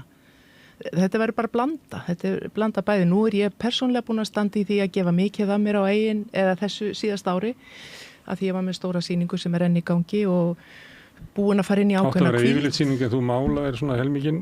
Já, einmitt. Ég gerði bara ótrúlega mikið á einu ári og vann gríða mikið.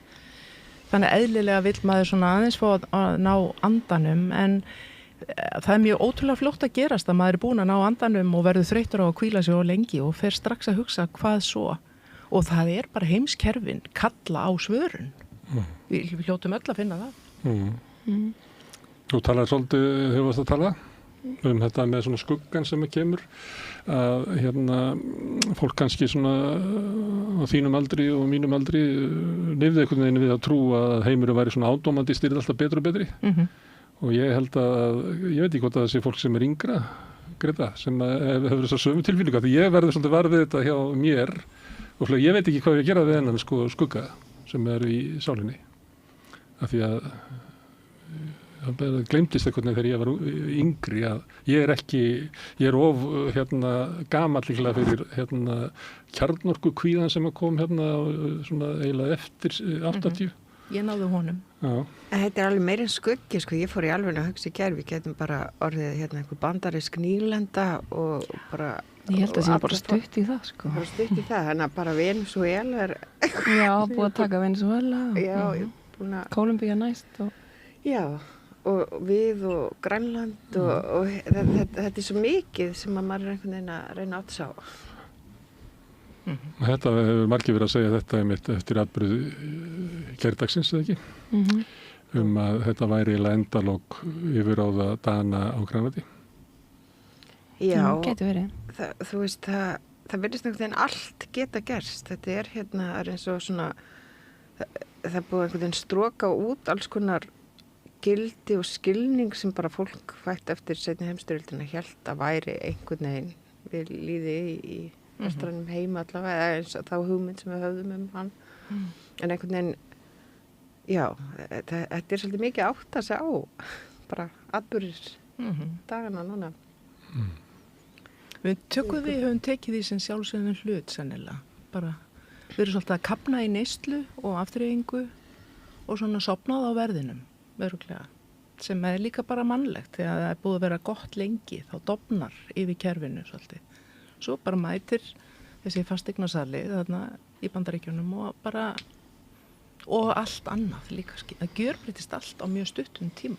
Gaza var líka svona það sem maður þurfti að endurskoða stöðu sína sem íbúið á þessum heimið, ekki? Í Gaza er búið að gera svo mikið að því að við erum bara að horfa upp á þjóðamorð í beinni í sjónvarpinu, búin að vera úr tölvunum okkar og bara hvað það gerir líka og vanmátturinn gagnvart því og bara að þessi hömluleysi viðbjóður sem er búin að vera þar í gangi. Núna árinu, kannski fallegasta íslenska menningin sem ég sá var kleinuaktivisti fyrir norðan sem ég fór að heimsækja að taka viðtal við. Kona baka kleinur til að hjálpa fólki á Gaza að kaupa tjöld. Og svona fólk þar sem var bara í beinu sambandi, bara alla dag og alla nætur við fólk í Vídeóum á Gaza. Við erum kannski einhverju leiti líka bara að horfa á ákveðið svona siðmenningarfall og það sko, maður horfir á sko ferli frá, maður getur svona, maður tekur upp punkt eins og falli járntjatsins, að sko allt í einu er engin mótstaða við sko nútíma kapitalisma, þessum sko svona nýfrjálshyggjulega kapitalisma.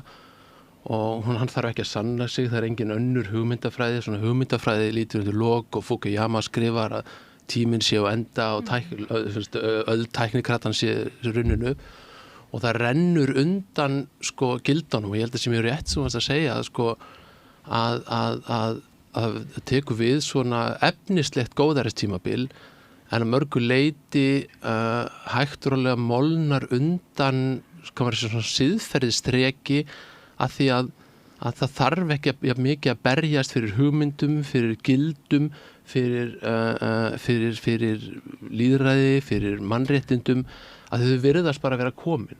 Og lýðræðið er einhvern veginn, lýðræðisleg stjórnskipan er á uppgangi allan heim og undir niðri kraumar síðan allt annar veruleiki, það verður misskipting efnislega gæða í heiminum, eykst og Thomas Piketty skrifar að renta fjármagni sé fjórföld af rentu af launum sem að automatist leiðir til olíokratíska eða olíarkalegt samfélags eða patriarkis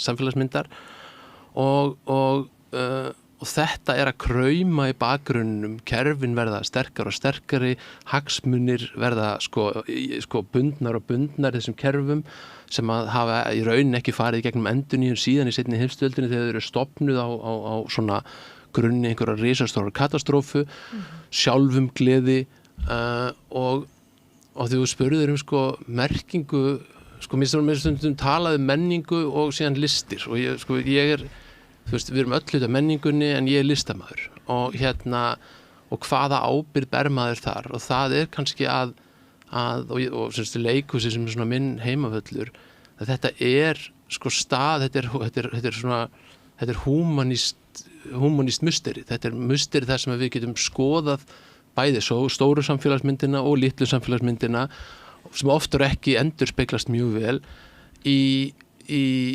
sko sínum, í fjölbreytileika sínum, í bæði skugganum og ljósinu, og það kannski það sem manni hefur fundist vera tendens að mæta þunganum með meira léttmeti, meiri afþreyingu, með meiri flótta, í staðin fyrir kannski að mæta því á svona forsendum grundigrar endurnýjunar sem að ég held að, og þá er ég ekki meina endurlega sko að þurfa að finna allt upp nýtt, heldur að þarf að endurnýja umboð þeirra hugmynda sem skópu heim eða geta skapa þann heim sem okkur langar að búa í. Og þar held ég að listin geti spilað og spili mjög mikilvægt hlutverk. En það kemur þarna inn í sko akkurat, þetta meina með einhverju leiti svona tímar eftir hrun, þá var ég svona hússkáldi Borgarleikhúsinu. Mér fannst svo erfitt, það var allt svo brjálað og klikkað, mér fannst eitthvað svo erfitt að ætla að skrifa einhvern skáldskap eða leikrit og þetta er bara eitthvað 1000-falt það einhvern veginn. Þegar allt er orðið svona absúrt og allt er orðið svona bara eins og í einhverju dystopíuleikriti, það var svo erfitt að ætla að búa til. Líka að sviðsetta það. Já. Greta gerði það bara. Ég gerði það. Mæla ekki með. Þetta er bara review. Já. Að reyna að prósessera það sem er að gerast í rauntíma sem er alveg klikkað. Og vitnum við eitthvað sem maður las á internetinu daginn áður? Já, nákvæmlega. Já. Ég held að sé svona, í allan inn í mér eru svona 2 svona stórir svona þræðir að toga. Annars vegar þetta stóra samingi um þetta endurnýja, mér finnst eins og við kannski í menningunni, við sem störfum þar og innan stofnana sem eru standa fyrir menningu í svona samingi við heimsmálin, þá eru við þurfum að endurnýja af því að gildin, þessi vestrænu norður-evrópsku gildi sem að við reisum samfélagið á eftir seinni heimstyrjöld, þessar stofnanir Sameinuðu þjóðir með þjóðamorðinu á Gaza, þá er þetta orðið innantómt, það er orðið eitthvað svona rof, þessi húmanísku gildi sem að við höfum svona lallað eða sofið í svolítið langan tíma núna, þau eru einhvern veginn hólað innan, það stendst ekki, standast ekki loforðin í frjálshyggjunni, í sósíalismanum. Eins og leikrit, eins og þorluruglega inni bara eins og í Þýskalandi sem er notað eitthvað svona helfarar ákvæði til að kæfa niður alla gagnrýni. Þetta er bara svona eins og eitthvað leikrið sem maður sé 100 sinni sem maður var barn og bara einhvern veginn ásetningurinn til að koma í veg fyrir að annað eins endurtekja sig eins og seinni heimsstyrjöldin verður snýst upp í andstæðu sína. Ég man þegar ég var að byrja að mennta mig í Þýskalandi og ég tók svona að sko þegar maður kemur í nýtt samfélag þá er maður getur maður að skoða svolítið mikið utanfrá og ég fer til Þýskalands að því mér langaði að nálgast eitthvað svona stjúpsögulegan bakgrunn, Þjóðverjar nálgast alla hluti í sögulegu samhengi sem ég fannst ofboðslega spennandi, en ég stoppaði við sko á þeim tíma þessa hugmynd að það eru ákveðnir hlutir sem sko ekki bara er ekki ósiðlegt að segja, heldur hreinlega má ekki segja, og ég hugsaði sko að þegar það viðhorf verður algilt, að þá sko helsta fórnarlamb þess eru góðar hugmyndir, því að þær sko góðar hugmyndir skerpast í því að þurfa að taka rökræðina við önnur hugmyndafræðigildi.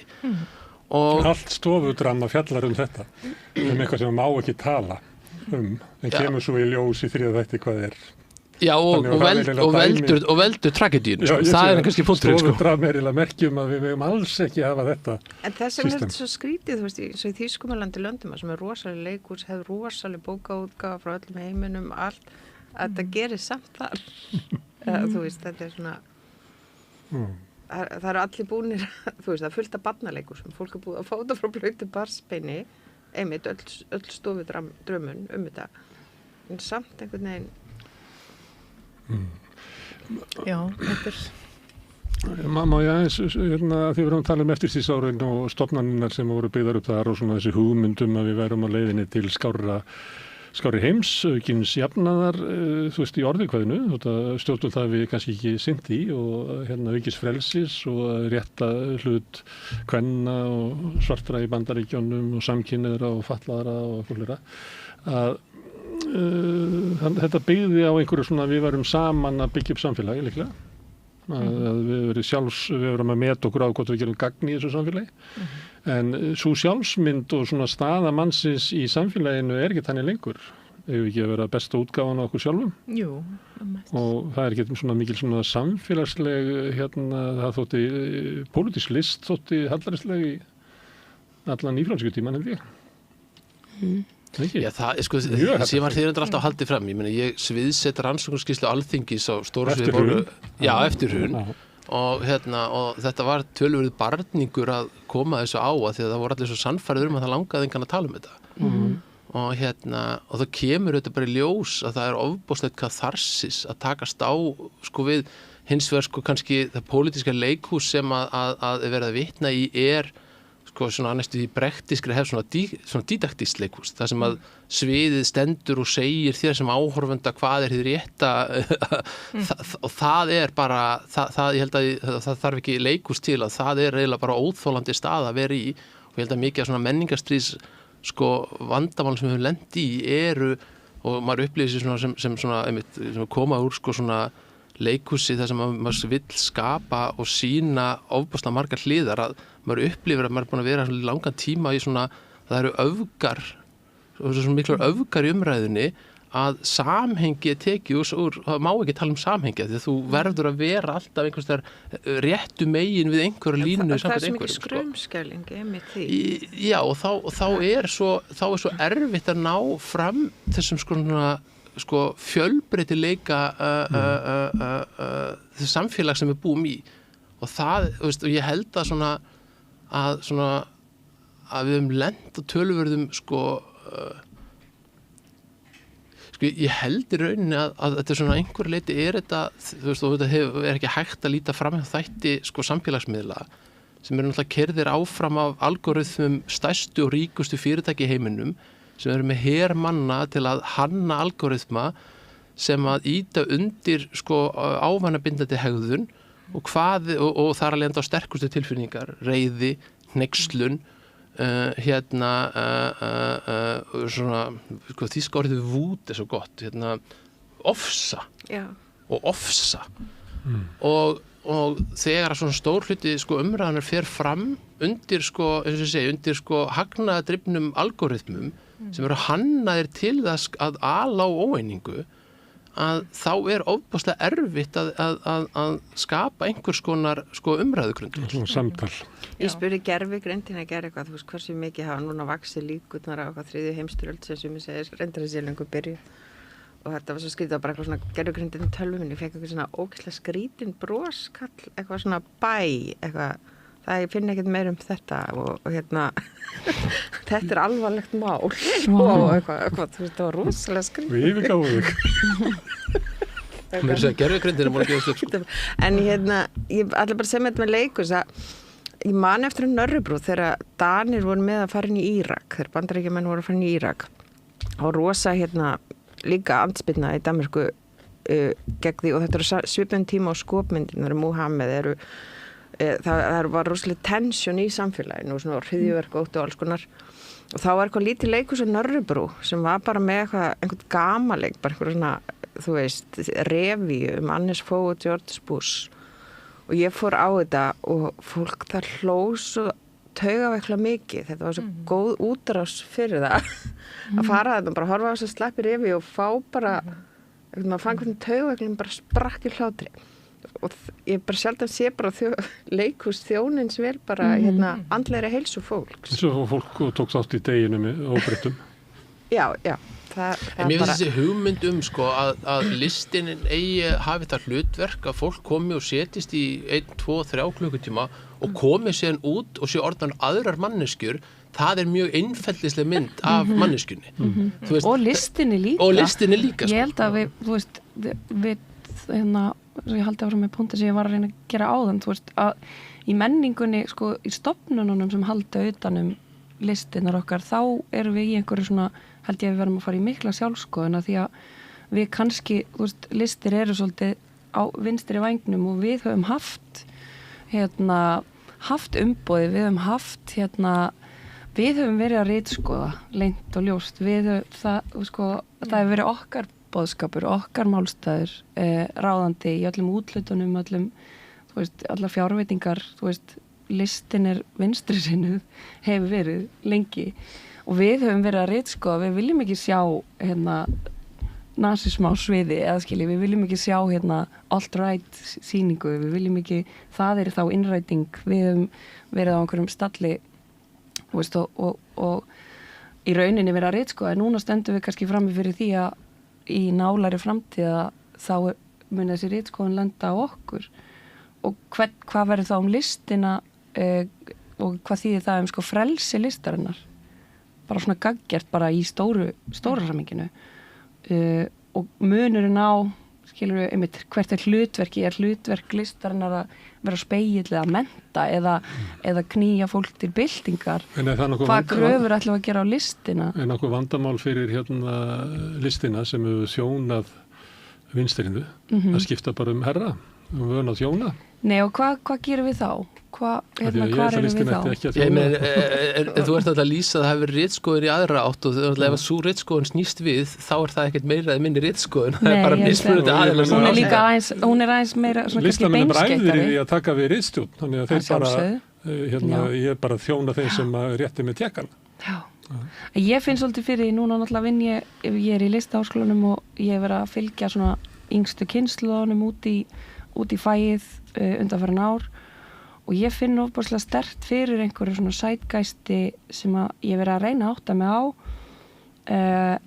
af hverju það stefnaði fyrir svona 15, 12, 10 árum þegar ég að byrja, þá erum við að gera pólitíska list, þú veist, ég gerði verk Panamaskjölin og við vorum að tala hrunið og maður sér miklu meiri sértækni vera að koma, þú veist, við erum að fara inn í það spesifíska og fólk að fjalla tengsl og miklu meira manneskjuna og samböndin okkar og þetta svona intimate sértækar sögur og minna kannski einhvers konar þröngu að stærra samingi sem mér finnst áhugaverð þróun sko. Það líka þessi valdefling sem bara í að skrifa og skapa. Já, og versus þetta, einmitt, hvernig maður á að prósessera og hvað gerir listin á stríðstímum, hún þá, hvað förum við þá að rannsaka í listinni? En þetta ekki einhver leiti líka með mótsvar við þessu yfirgengilega flækjustíi í samfélagsmyndinni? Ég held það.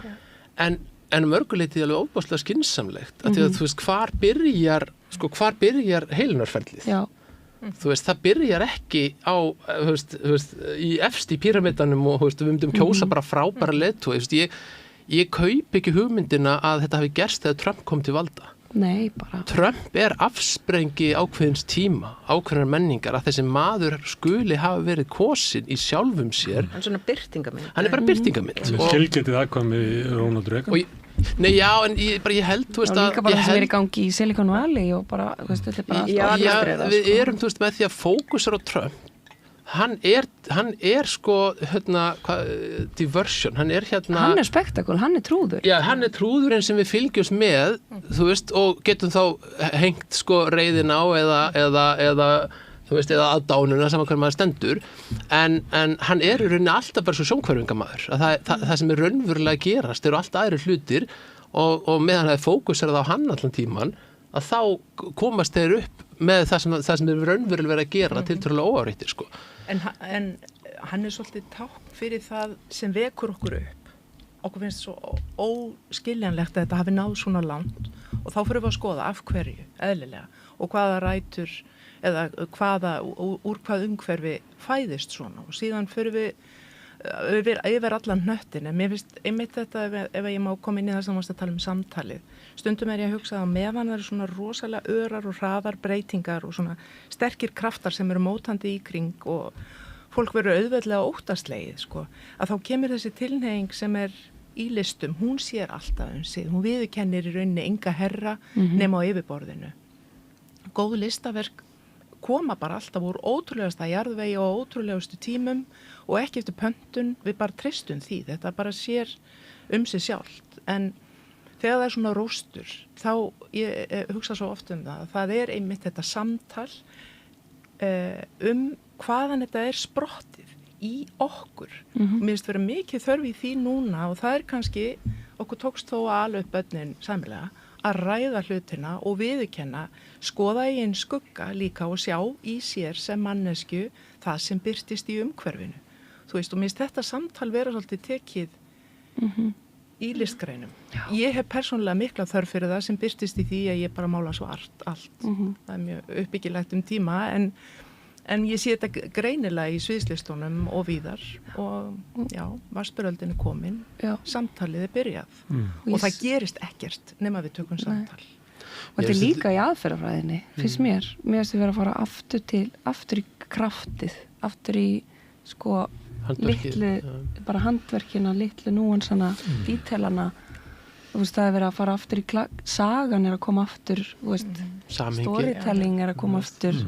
Já, að taka fragmentin og skapa einhvers konar heild, einhvers konar, og þú veist, að ég man lengi var ég í óbúslega sterkri andstöðu við hugmyndina hina einföldu sögu, að með því að vera með skýra sögu á sviði, þá værur í rauninni að konforma ákveðin svona borgarleg gildi, ákveðin, og ég fann að ég hugsaði, við erum að detta inn í kynslóð þar sem að efnisintaka í stuttum, í brotakenndum sögum, og við þurfum að fara að skapa listaverk fyrir þessa heila sem búa til söguna sjálfi úr hinnu brotakennda, og sen hef ég upplifað undir svona 5-7 árum bara í sjálfu mér, alveg ofboðslega breytingu, að þetta ekki að fara í hinn hreina sögustruktúr ekki flótti, það að geta sett hlutina í samhengi að því að heimurinn sjálfur er orðinn svo brotakendur,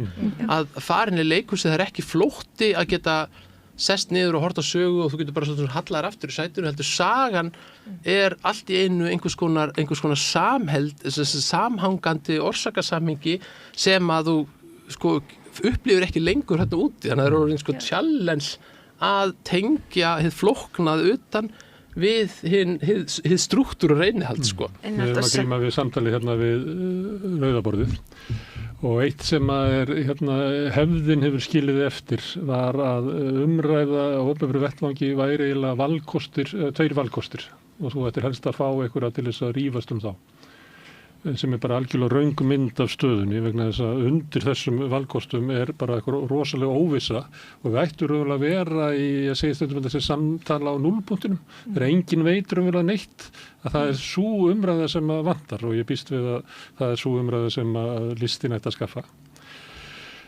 ekki inn í þetta ekki eins og við séum búin að finna lausnina það svo óráða Mér langar ekki að negla niður hlutverk listarinnar og það ekki bara, ég held að þessi þörf á því núna vegna þess að kannski var staðan þannig 1960, guð má vita það eða 90, það væri svona meir og minna valkostir í flestum málum en ég held að sé þannig núna við þurfum eiginlega svona endursköpun á samtalinu og líka þess að nefndi ég sjálfsmyndina að við erum kannski eitt sem að maður hafa gagna listinni að því heimurinn breytist alltaf og við þurfum að breytast með til þess að því það ekkert vitlausar heldur en að labba með 30 ára gamla sjálfsmynd á móti nýjum tíma, þannig að við þurfum sífellt að vera endur með hana og mér fannst eins og þið var að tala það kannski væri hlutin að því róttakast sem við getum gert var að fara bara mjög næstuði niður á svona einkalegt svæði til þess að reyna að endurskapa sjálfsmynd okkar til þess að geta átt við þessa ólíku tíma því að gamla sjálfsmyndin ef við ætlum að mæta breyttum tíma með henni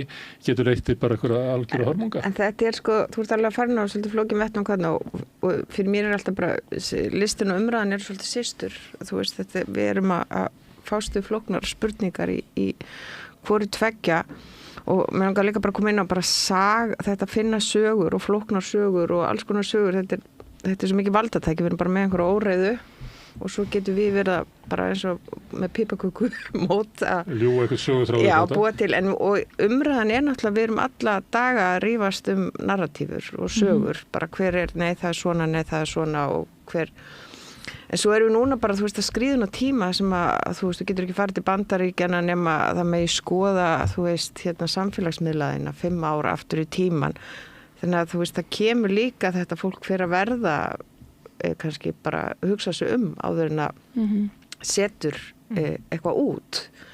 Þannig að þetta líka sko, og já, eins og ég segi bara umræða list, þetta bara vera í umræðu til að fá hugmyndir, til að þú veist, augra sjálfum sér, þetta getur verið í hættu allt í á einhvern svona rosalega lúmskan hátt. Ég er nýkomið frá Kína og satt með leikstjóra sem ég þekki þar og ég hitt hann fyrir 5 árum. Og þá var hann að segja mér að hann öfundaði frelsi sem við höfum í vesturinu til að segja og skapa þær sögur sem við vildum af því að hann í sínu kompani sem fyrir þá í Shanghai og er núna í Beijing var hann náttúrulega með, það var náttúrulega ritskoðun og sem var hann búin að læra inn á ritskoðunina að þeir væru sko bókmenntalega þengjandi. Þannig að það þurfti að skapa eins og ég kynntist náttúrulega því ég var að mennta mig í gamla Austur-Þýskalandi sem er fallið því ég kem þangað að þeir söknuðu þess listamennir sem voru í Austur-Þýskalandi að þeir þurfti að skapa sitt eigið táknmálakerfi sem þeir og áhorfendur deildu sem var sko subversive, sem var í rauninni að tala eitthvað annað en það sem var verið að presentera. Þannig að sko formið og sko aðferðafræðin varð pólitísk frekar en innihaldið. Þetta er svona eins og þessi rússnesku verk sem er í absúrdisma rosalega já, ég meina þú veist það er bestur í sem að vera ekki keisaran og þessi góðu þáttur Brecht núna, eða svona skemmtilega áhugaverðir á RÚV, það sem er svolítið í setjum þættinum við einmitt verið að fara þennan línudansans. Já, en það sem var svo áhugavert, ég satt með honum núna bara, rúmum mánuður síðan og sko upplifun mín af Kína og þetta var sko, þetta er held ég hryllilega þessi staður sem ég komið á. Þetta er sko, það er svo sko kapið sem ég er búin að taka upp er ofbáslega vúlgar. Þú veist, það eru bara 100 metra LED-skilti og svona allir sem hafa eitthvað því það er svona kastað fram peningunum sem það átt og síðan gengur yfir götuna og þar eru bara járnrimlar og dúfur í búrum utan á húsum. Og þú veist, og það eru Bentley bílar að keyra og fólk að íta skilur hjólum sem eru hlaðin af vefnaðarvarningi. Það er eitthvað svona ofbóðslega og það var ofbóðslega loftmengun sem þú kannst ekki nálgast upplýsingar inn í Kína. Þú þurftir að komast í gegnum eldvegginn sem er internet eldvegurinn í Kína og þegar ég var að ræða við hann hvernig staðan hann væri núna og hann sagði sko það eru alveg ákveðnir hlutir og unnustum ég var með sýningu þarna og hún þurfti að senda öll verkin inn til ritskoðunar. Það eru ákveðnir hlutir sem eru alveg skýrt, það má ekki tala um samkynhneigð, það má ekki vera nekt, það voru svona hennar opinberar reglur. En alvöru reglurnar, þær eru óskrifaðar.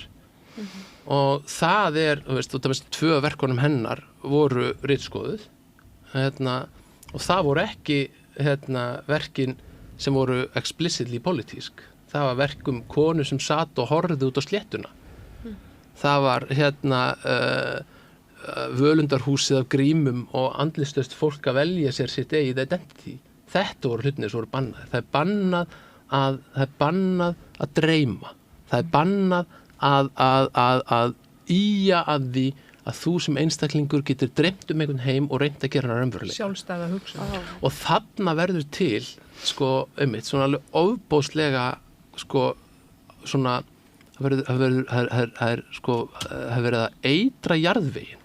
Það er ekki verið það er ekki verið að höggva trén, það er verið að eitra jarðveginn undir þeim til þess að engin tré geti vaxið sem skapa einhvers konar nýtt lífkerfi. Það er svona vitundin aðþrengir sig sjálf. Já, þú veist, og það sem mann alltaf þegar maður horfir á eins og bara, þú veist, að við horfum hann í gæra á það er bara farið inn í annar ríki og undir einhvers konar yfirskinni að þarna sé einhver eiturlyfjabarón sem Bandaríkjamenn hafa gert, þú veist, oft, þú veist, þetta er Nicaragua aftur og þetta er og maður hélt þeir væri búin að sko draga sig í land með svona og síðan bara næsta sem heyrir bara að þeir ætla að stýra landinu og oljan að fara að koma inn og maður hugsa með sér sko það skilningur á sko þú veist þegar að það farið inn í Írak það ofboðsleg umræða þótt að sé vera sko að ljúga beint út þá þó minnskosti verið að ljúga á einhvers konar ideológiskum nótum og nú bara að koma að segja nei við erum bara að fara að taka oljuna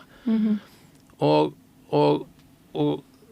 það sko það svo djúpstæður skortur á skilningi á lýðræðislegum gildum líka lítil andstaða ég var að horfa á eitthvað seint í gærkvöldi og þá var eitthvað svona fréttaþulur og svona já og það eru 4 þingmenn sem hafa sendt út yfirlýsingu sem að mótmæla þessu og hvað eru margir þingmenn í ég held að séu sko 800 sko í báðum deildum eitthvað fáralegu fjöldi sko það voru 4 sem hafa gert það og svo þú varst að tala Íraksstríðið að það dó mjög hratt út andstaða við það að þeir sem að vorum andstöðu við það hann Magnús Bernhardsson hefur sagt þetta ágætlega að það var bara hringt einu sinni í hann og spurtu það af fjölmiðlum í Bandaríkjunum af því hann var á móti innrásinni í Írak og það var bara ekki hringt meira í hann og hann lifði bara í svona tómi í mörg ár þannig það bara slögt á andstöðunni strax þá og núna sem að maður er að fylgjast með uppgangi Trumpa sem hann er að beygja undir sig fjölmiðla og beygja undir sig háskóla og eitthvað fleira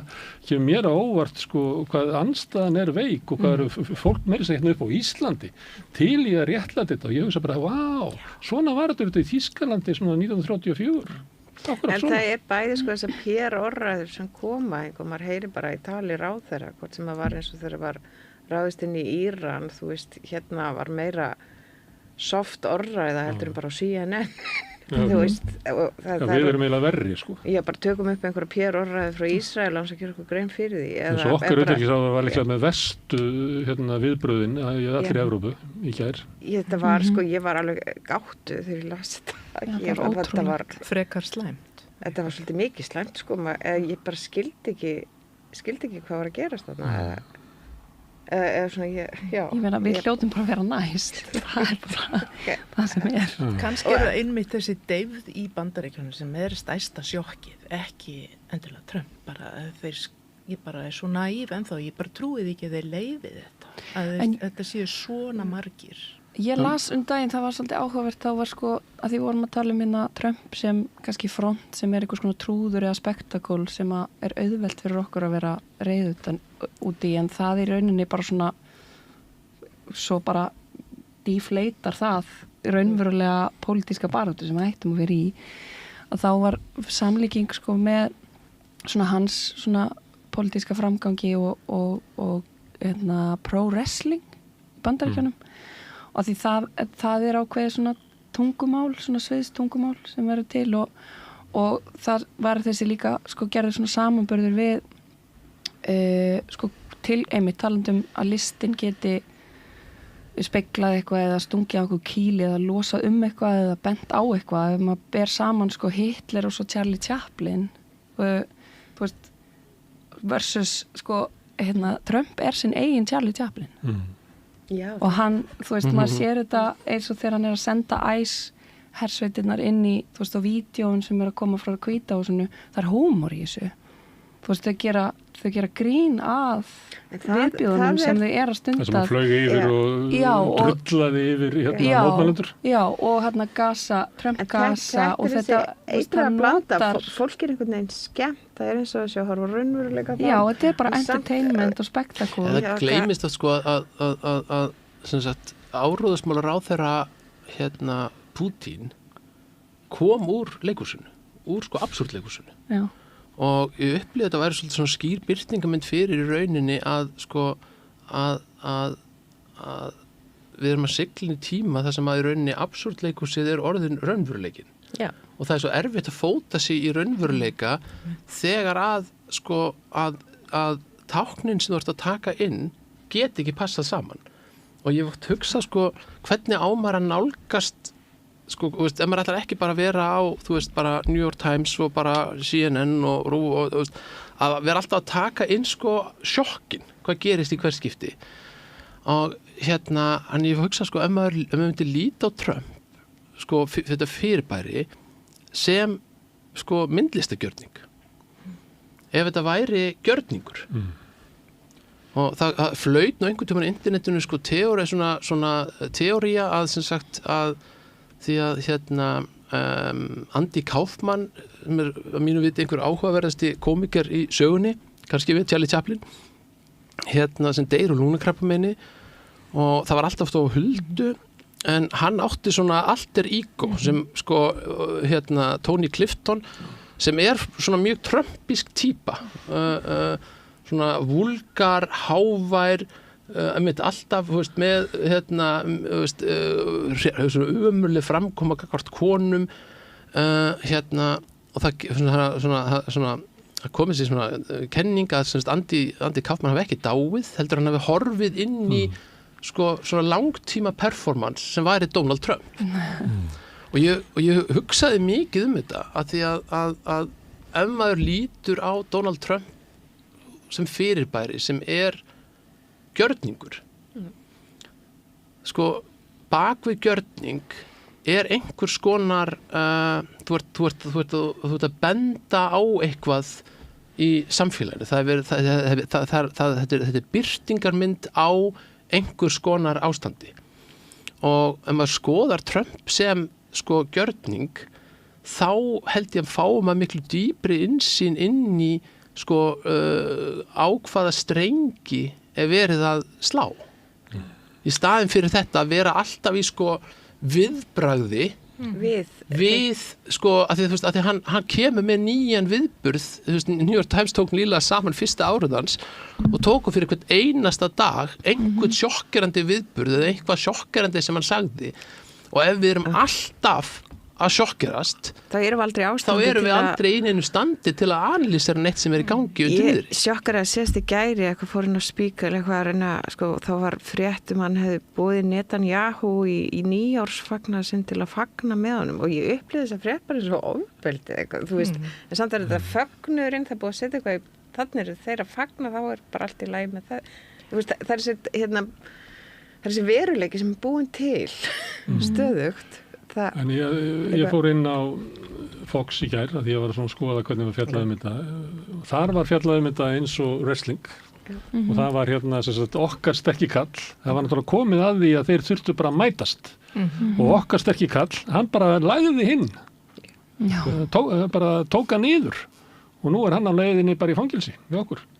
Og þetta var eiginlega sko stjórnmála samhengið sem var verið að bjóða upp á í Fox. En þetta er svo mikið rugl sko, eitthvað bara hann sé kókaínsmiklar og svo bara Netanyahu í boðinu og þú veist, við erum í einhver svo ruglum, það er ekki stein í neinu og ekki, þú veist, það er það sem er svo erfitt að öll bara rök leysast upp, öll viðmið.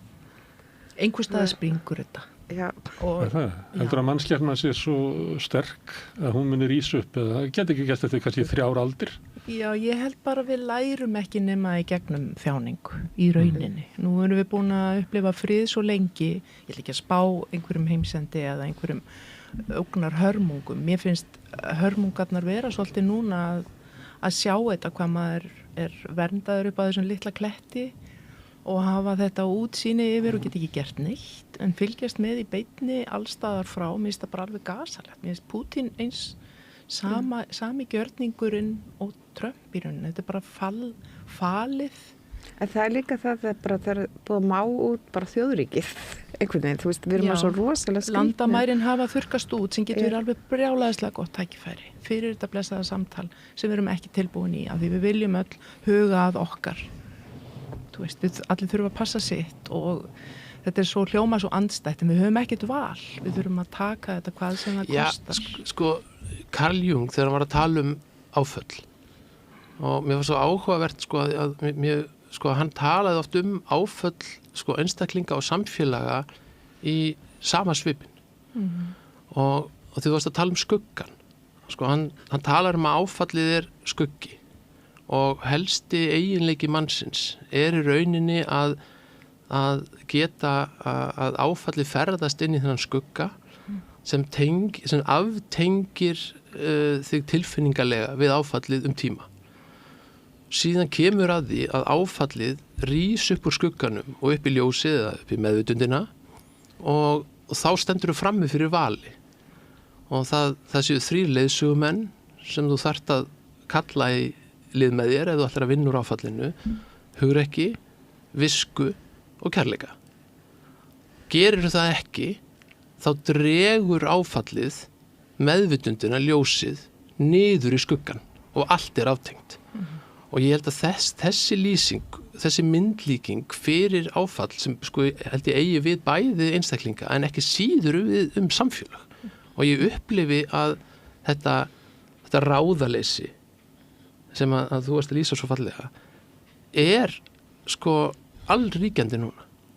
Þú veist, við erum öll inn í skugganum og það aftenging að því að við sjáum ekki sko ljósið og okkur finnst allt í eins og hugrekkið, viskan og kærleikurinn séu nógu sterk vopn til að takast á við skuggan. Ég var að slóta inn sjálfsmynd og stöð okkar í samfélaginu út af þessu, út úr þessum tíma sem við erum að koma út úr, sem kannski nýfrjálski tíminn, að þá var svolítið svona hugmyndur að við myndum hafa bara þægilegt og vera að sinna okkar einhvern veginn og ef við verum eitthvað stressuð þá kannski hlaupum við upp á esjun eða förum í jóga eða eitthvað svona en svona við erum ekkert, það ekki að kalla okkur að við erum ekki í einhverju sameiginlegu verkefni að búa til nýtt samfélag. Nýtt samfélag kemur frá þeim sem hafa afl og getur til þess sem ríku og þeir koma með raunveruleika og samfélag sem miklu betra fyrir okkur heldur en það sem við vorum að reyna að smíða í gegnum einhverja pólitík og svona. Þannig að við erum svona meira og minna bara á fjárstýringunum eitthvað svona og núna erum við stödduð í þessu skuggaðinum og erum að horfa og segja, ég ætla að vona að koma ykkur að lægi þetta. En ég held að sé ekki svona ríkjandi tilfinningum að það sé okkar að móta samfélagi sem við búum í. En þetta ekki miskilningur sem byggir svolítið á sko upplýna samfélagsmiðlum sko að þú setur eitthvað í samfélagsmiðl og þá ertu búin að læka eitthvað eða bara setja fána í banneri og þá ertu búin að taka þátt sko. Já, þá ertu búin að taka þátt sko. En það sem það gerir líka að þetta einstaklingsvætti sko móralska afstöðu. Þannig að sko að móral var ekki einhvers konar samfélagslegur konsensus sem byggðist upp í að takast á, heldur í rauninni hver og einn í sko annarkvæmt hneykslansinni eða bardaga sínum sko í mætti sín sjálfs. Þannig að einhvers staðar þetta sko svona endastöð einstaklingshyggjunar. Og það samfélagið sjálf. Og þegar allt í einu koma stórar samfélagslega spurningar, þá erum við svolítið búin að missa frá okkur sko þekkingun og kunnáttuna að taka erfiðu samtölin að því að hneykslun algoritmans orðin hinn eðlislæga og einstaklingsvæðin hinn móralska, það guðlega ég búið að taka yfir. Og bara ég þarf heilan fjölmiðl og ég þarf stjórnmálaflokk og ég þarf eitt en þetta ekki neinn samhengi. Þú veist þú þarf þetta ekki einhver raunveruleg, nei. Ég er ósatt við því það bara skrifa í einhvern status. Sko það sem var rosa merkilegt núna bara talandi samt stöku menningar var konungarnir í Kísildalnum hjá Lóu og Kristjánu í lestinni. Og það tengir þetta allt, þú veist bara með einhverja brjálæðinga þarna í Kísildalinum að hann okkur og setja peninga og búa til hennan veruleika. Og framleiða líka þessar stjórnmálamenn. Bara ég miklu hrættar við J.D. Vance heldur hann Trump, sko. Já. Tekur við. Maður það eiginlega. Honum, sko. Við erum í vissri hvíld hér, held ég. Íslandi bara viss hvíldarstaður í þessu öllu. Við svona erum að bregðast við í þægilegri fjarlægð. Svo berklahæli í Ölpunum svona 1920. Já, við erum einmitt og svo bara maður að pæla í einhverju öðru og slekkur. Maður svolítið stjórn á sínum tíma og sínum degi. En fyrir eða síðar kemur að því og það eru einstaklingar sem vakna upp fyrir og kerfi og ég held að til dæmis þessi kvíði og einsemd og svona séu þessi syndrom þar sem fólk að upplefa aftengingu og vanlíðan og eigin skinni. Fyrir það síðar, ég alveg sammála sem hann að segja, Þorleifur, ég held að það komi að því að maður sem einstaklingur geri upp við sig hvað maður velur sem gildi sem maður vil standa við og standa með og vera skýr á þeim í krafti visku, kærleika og þess að þú nefnir þessara æðri gilda en hvað þarf það að kosta að við komumst á þann stað hér, það getur verið ókvænlega stórt, kannski ekki. Við erum svo einangrið, við erum fljót að verða korktappi á hafinu sem það getur allt mögulegt gerst, en ég held að fyrra það síðar og þessi skuggi sem ég var að tala í mínu persónulega lífi myndi ég segja að ég upplifa þannig að það knýjandi að gera upp í sig þetta val, svo maður sogist ekki inn í eitthvað eigið myrkur og haldi áfram á fjárstýringunni og algoritmanum. En ekki kannski síður mikilvægt að, sko, já, eitt að hvað maður segja, endurnýja umboð gildana innra með sér, en ekki hlut af því að fara að horfa inn í skugga þeirra sem deila ekki gildum þínum og reyna að skilja betur. Að því að það sem að samtalið verður ekki tekið áfram á því að ég á þessari skoðun og ert ekki sammála mér, þá ertu út. Já, það er orðið svolítið úrrætt. Nei, ég menn það er ekki úr, það skapar, ég er að segja, það drepur góðar hugmyndir. Já. Að samkennd, og þá er ég ekki, því við ruggluðumst ofboðslega lengi á því að skilja af hverju einhver gerir eitthvað, væri það sama og að samþykja að viðkomandi hafi gert það. Að ég held að hljóti að leiðin fram á við hlýtur að vera svo ef að lýðræðið á að lifa af og lýðræðið einhvers konar ófullkomin leið til að finna einhvern sameiginlegan grundvöll milli mjög ólíkra viðhorfa og skoðana að sjá að í staðinn fyrir að ég man þegar Trump var kosinn þá 2016, strákurinn minn ég vakti allar nóttina, leit síðan á son minn sem þá 5 ára, sofandi upp í rúmið þegar ég skreið inn í rúm þegar þetta var orðið staðfest 6 á morgunin og hugsaði, hann ekki að fara að alast upp í sama heim og ég. Og í svona hálft ára eftir var ég bara í sjokki. Og síðan þá hugsaði ég, þetta svolítið eins og að taka svona sjálfsánægulega móralska sturtu að vakna á morgnana, fara á netið, komast að því hvað fábjónin gerði núna, sjokkerast, líða svona betur með sjálfa mig að því ég er þá örugglega miklu betri að því ég er með þá betri gildi og getur sem farið út í daginn og veist, að fór að hugsa hvaðan kemur þetta, hvað veldur því að svona einstaklingur að það eru 10 milljóna manna sem finnst hann betra en það sem til staðar. En þarna kemur líka inn á þetta, þú veist, þetta tvíbanda hlutverk, hann eins og karakter í leikriti, hann eins og raunveruleika, hann að seðja eitthvað í okkur. Já, en það sem að hann sagði fyrir kosningan 2016, sem ég fór tilbaka, því ég ákvaðist að hætta að horfa alltaf bara á highlightin, þegar þá lítur hann alltaf út af þessu fóti og fór að horfa á hann þegar hann talar í 1,5 tíma. Og hann náttúrulega stórkostlegur entertainer í fyrsta lagi. Hann ekki eftir góður lengur að því að hann er alltaf eins og Joe Biden, en hann sagði eitthvað sem satt ofboðslega í mér. Hann sagði munurinn á mér og Hillary Clinton. Hillary Clinton, hún fer í 70 manna stadium með Beyoncé bak við skothelt gler og tala við ykkur. Og ég fer í öll litlu þorpin og hitti ykkur face to face. Og fæ skot næstu í... Nei, og það sem hann var að lýsa... Þú veist, og maður þekkir þetta maður á börn, baddi dettur og meiðir sig, og sem kemur það til manns og maður tekur og maður kissir á báttið og einhvers staðar, maður veit að, barni veit að líka að kossin í sjálfum sér breytir engu. Það gjörðin, það að mæta og segja ég til staðar. Þetta einhvers konar nánd. Nei, þú veist að... Ég held að íslenski stjórnmálamenn geti þykið þetta, þeir halda aldrei blaðamannafund og ef þeir halda blaðamannafund þá verður ekki blaðamannafundur, heldur það ekki teknað við spurningar, en ég held að Trump haldi 2 á dag og svarar að alltaf klukkutími svona hálftími sem að blaðamenninni fá og svarar öllum mannskotunum. Og skrifar líka viðstöðulaust á Truth Social. Og talar svolítið eins og hann sé að tala við þig. Já, og situr líka alltaf aftur í á Air Force One og þannig að hann talar við fólk, en ég held að reis svona kenning sem ég hef verið með við Rauðaborðið sem ég held að pröfa á ykkur sem að þegar ég var að komast til vits og ára að þá var til svona eitthvað sem væri hægt að kalla svona counterculture, það sem var möguleiki á því að lifa í samfélaginu og oft tengt listum og einhverju svona sem þið kannast við bara hætta að versla í fatabúðum og gekk bara einhverjum gömlum fötum og hætta að fara til rakarans og bara bjó með til minn eigin menningar heim sem var bara samkomulega fjölda fólks að það var þetta að lifa svona til hliðar við samfélagið. núna að því að sömuleyti þá hérna til þessi svo leikhúsinu, þá allir þessi svona svið sem oft voru í einhverjum skemmum og einhverju dóti, það er ekki lengur líklega vegna þess að það komið allt undir túrisma, hver einasti stiftur veggur á Íslandi komið þar undir. Það svona sjálfútgefin hérna, þegar ég var ungur þá var hérna sjálfútgefin ljóð, það var bara ótrúlegur hérna markaður og einhver leyti var meira af þessu.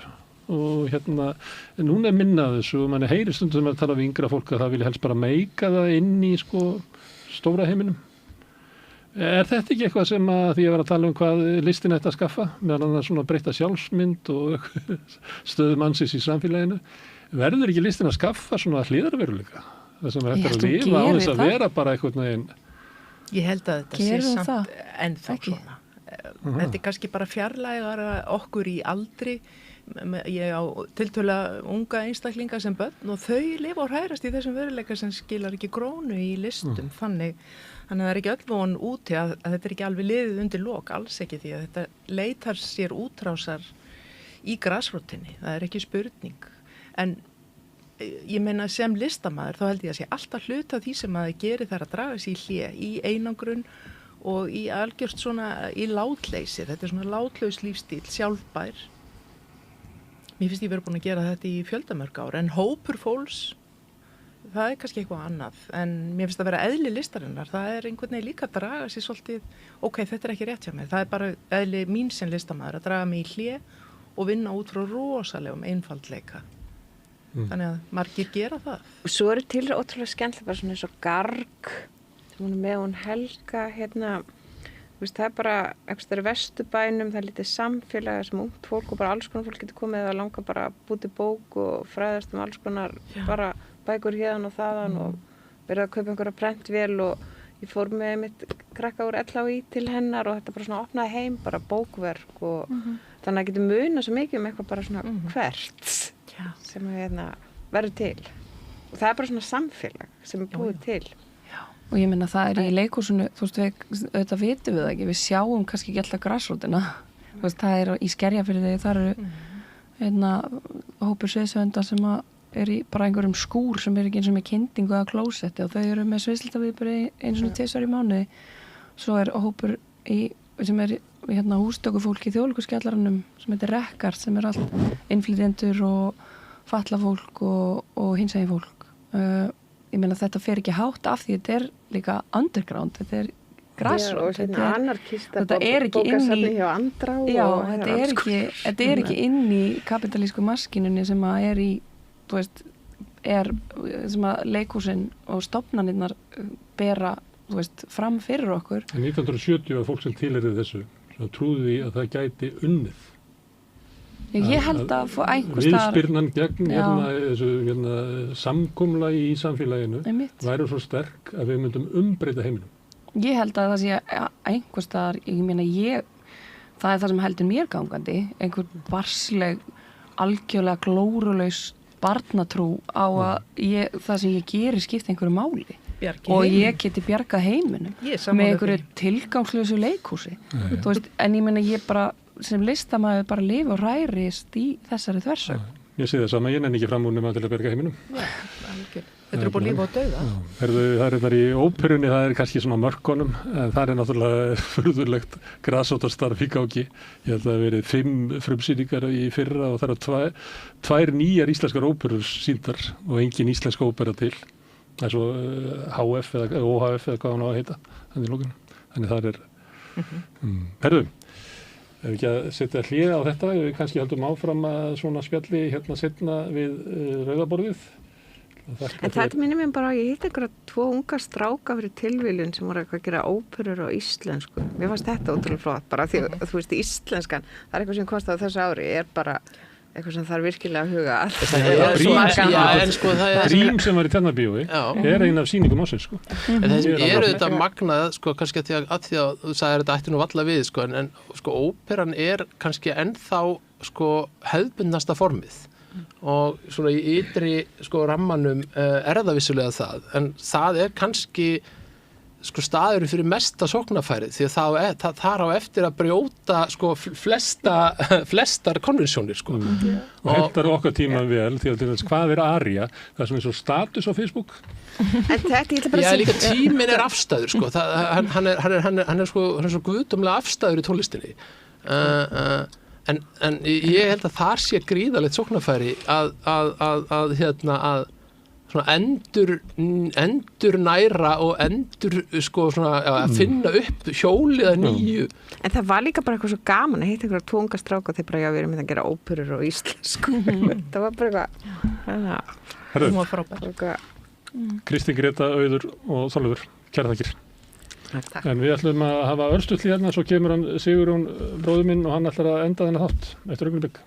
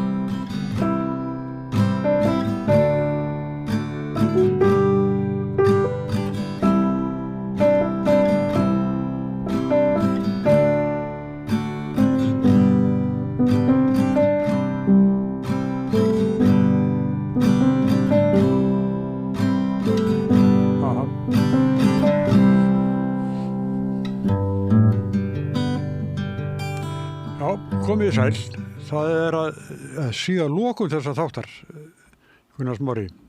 Við erum búin að fara víða í umræðinni. Já. Má segja að Trump og aðgerðir hans hafi svona verið rutt sér í fyrsta sæti í umfjöllinni. Sem var svolítið verið að tala stöðuna í íslenskum efnahagsmálum sem ég held að við höfum að hafa svolítið fókus á. Það er næstu vikum. Já. Greinilega þörf á því. Já, mikið atvinnuleysi og og verðbólgan hérna hækkaði líka og ég held að ykkur svona væntingar að lækkun bensínsverð muni lækka en það kemur þá kílómetragjaldið á móti en svo verða það útsölur í janúar. Bílarnir eru að hækka út af hækkun vörugjalds þannig ég ekki viss að koma eitthvað svona að verðbólga gangi eitthvað niður.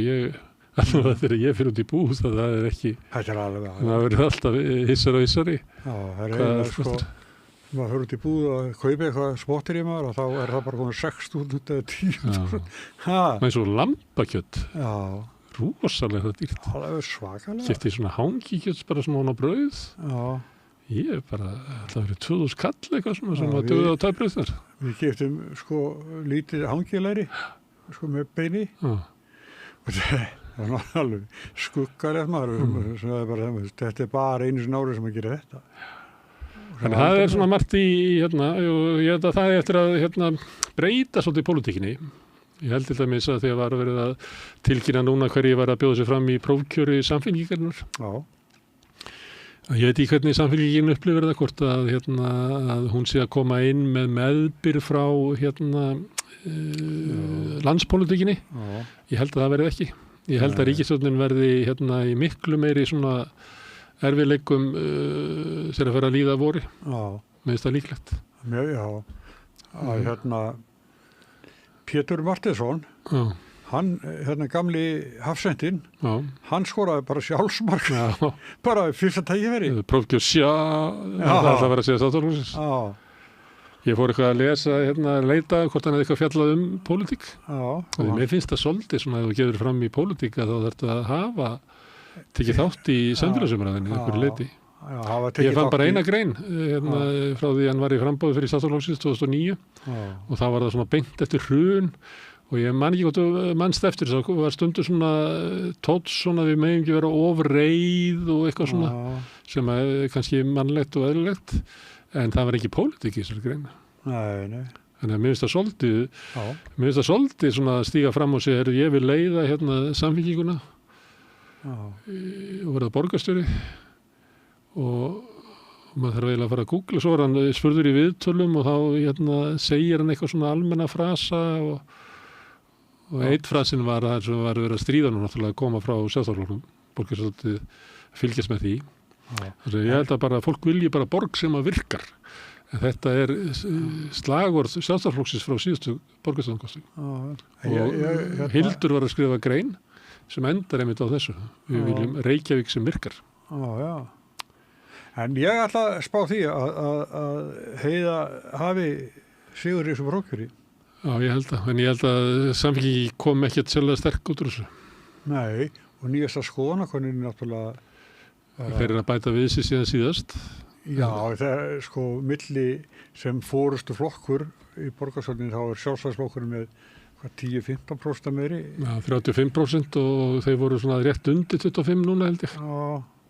Þeir Samfylkingin myndi bæta við sig einu manni en Sjálfstæðisflokkurinn 2 eða ekki. Sem er nú ekkit slagt svo sem ég á Samfylkingunni eftir að hafa verið í fórustu í meiri hluta í bara fleiri ára en við munum bara. Nei, þess vegna voru þessi svona hugmyndir inn í flokknum að það þyrfti endurnýjun. Þetta verið sniðugt að koma fram núna með svolítið svona annað svipmót. En ég sá ekki að það væri svona á þessu sem voru að gefa sig fram fyrir utan Pétur að þá voru þetta fólk sem hefur gert þetta oft áður, búið sig fram í ýmsum prófkjörum hjá Samfylkingunni. Já.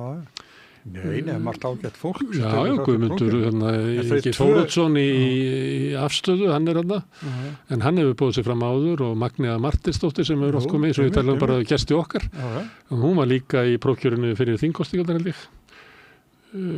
Eða eitthvað starf var hún í svona, hafði verið áður í bóði. Hún hann sem að var framkvæmdastjóri eða formaður ÖBÍ, Kalmon. Já, líka hvað heitir hún, Rannveig Gíð eða eitthvað. Já, hún er ný held ég. Og ég hef ekki séð hann í frambúð áður sem að var talskona Kvennaathvarfsins. Þannig að það er svona endurnýjun þar og svo hafði ungliðarnir verið með sitt eigi prófkjör og ákveðið að það færi bara 2 af þeim og þau eru alltaf að styðja, ég skil taktíkina þannig að þau velja raunverulega frambjóðendur í eigin prókjöri sem að fara yfir í stóra prókjörið og það er alltaf líklega ungliðarnir að tryggja það að vera endurnýjun og þeirra fólk náðu fram. Svo ég glemði Skúli Helgason, hann er búin að vera lengi, hann sækist eftir endurnýjun. Öðru sætinu. Það voru ekki margir sko sem að Nei, það var eins og Guðmundur Ingi Þóroddsson, ég held að hann hafi verið að byggja 3. sætið og það var svona ekki margir sem að en ég kann ekki þetta. Ég var að horfa á þetta og segja býta okkur býður fólk sér ekki bara fram í bara fyrsta af því að stundum var það þannig í gamla daga að þá var það gæti að vera snjallara heldur en að vera að bjóða sér bara fram í 4. af því þá farið þeir ekkert þar fyrir ofan safna engum stuðningi Nei, þannig að frængur þínar og fleira geta kosið í fyrsta sæti en ég kann þetta og við komandi getum gert það sjálfur þá það er svolítið betra að merkja sig í fyrsta heldur en í 4. Það er betra að fá 1 atkvæði heldur en ekkert Já. Ég veit ekki, mér fannst þetta svona sjálfnir. Já, það er Guðlaugur Þóra eftir að svara. Já. Og núna er svolítið svona, þessi síðasta könnun var svona svolítið meiri að fylgi yfir á sjálfstæðisflokkinn heldur en hafi verið áður. Já. Það hefur verið svona í 30, 31, 2, nú var það 35. Þetta var tekið einhver tíman í desember. Ég veit ekki alveg hvenar. Ég fór að reyna að lesa fréttinnar. Það var eiginlega enginn sem sagði frá því hvernig þetta var tekið. Því að mér finnst það svolítið skipta máli sko hvort það sé alveg yfir jólin eða milli jól og nýjárs sem að fólk svona Svo er hérna þingmaðurinn Vilhjálmur Árnason, hann er að sækjast eftir að leiða sjálfstæðisflokkinn í Reykjanesbæ. Ég fór að benda á að sko kannski er þetta merki að því við höfum oft talað veikleika þingflokks það er ákveðin veikleiki að ef að Guðlaugur Þór Áslaug Arna komin í nám, Vilji Árna vill fara að verða bæjarstjóri. Ef það eru svona margir úr þingflokknum sem að sjá kannski enga svona sérstaka framtíð, ætli ekki að taka slaginn, sko, af því að þau þurfa að taka slaginn og mér finnst það ekki endilega gott sko ef að því að þarna ferðu með ansi mikla þingreynslu ef að þessi 3 færu öll og ég man ekki alveg hverju kom í staðinn, ég held að hann komið hann Árni Helgason eða ekki er að komin á þing Nei, það var pælingar ef að Þórdís Kolbrún hún er svolítið með alveg mjög sérstakar stöðu í þingflokknum og ég hef svona stundu verið að gæla við að halda því fram að hún myndi enda í svona félagaskiptaða glugga þú talar svolítið það að hún að því að ég upplýði eitthvað en hún frekar samfélkingu yfirrausn eða hvað ég held að hún finnir sig bara ekki í þessum sjálfstæðisflokki eins og núna Nei. En svo náttúrulega hefur reyndar sjálfstæðisflokkurinn alltaf verið með að það er pláss fyrir eitthvað sem að spilar hálfgerðan einlegg þú veist eins og Gunnar Thoroddsen og Sverrir Hermannsson var alltaf svona og það var líka Matti Bjarna þú veist þetta sem var eiginlega alveg sama á hvaða ferðarlega flokkurum var þeir var alltaf sínu eigin og Egill Jónsson var líka þessu þeir voru sko í þingflokknum Pétur Blöndal þegar Davíð verður formaður og eftir þegar hann er forsætisráðherra þá er hann með þessa gömlu kalla innanborðs og þeir voru, ég veit að ég var þingfréttamaður á þau tíma, ég veit að þeir voru mjög tregir til að elta hinn nýkjörna formum voru svolítið svona stífir leta hann finna fyrir sér og fengu ýmislegt fyrir það er alltaf þannig það getur verið sniðugt að færa sér svona aðeins til hliðar þannig að það þurfi að sleikja það eins upp til þess að fá þetta samþykja það færði eitthvað ég tala ekki svona þú varst að talja þaulæfða kjördæmapótara sem að gáttu þá komið með eitthvað í pókanum sem að vilja alltaf fá eitthvað fyrir stuðningin Pétur Blöndal var dæmi svona mann í sjálfstæðisflokknum sem að fer sinna eigin Villi Bjarna þegar hann var líka svolítið svona á sína megin Já, og var líka að refsa fyrir einhvern veginn. Mjög. En ég veit ekki... Og það illa með Vilhjálm Bjarnar. Já, ég held að Þórdís hafi verið 18 ára þegar hún fór í fyrst í nefnd upp á Akranesi fyrir hönd flokksins. Þannig að hún er eiginlega þessu þingmönnum sem er eiginlega helst alin upp inni í sínu flokki. Þannig að þetta er mjög ábyrgðarlaust hjá mér að vera í að því að hún gæti skiptið yfir í Viðreisn. Já, en það er náttúrulega sjálfstæðisflokkurinn hefur náttúrulega breyst mjög mikið og ekki bara sín vegna heldur líka annara flokka.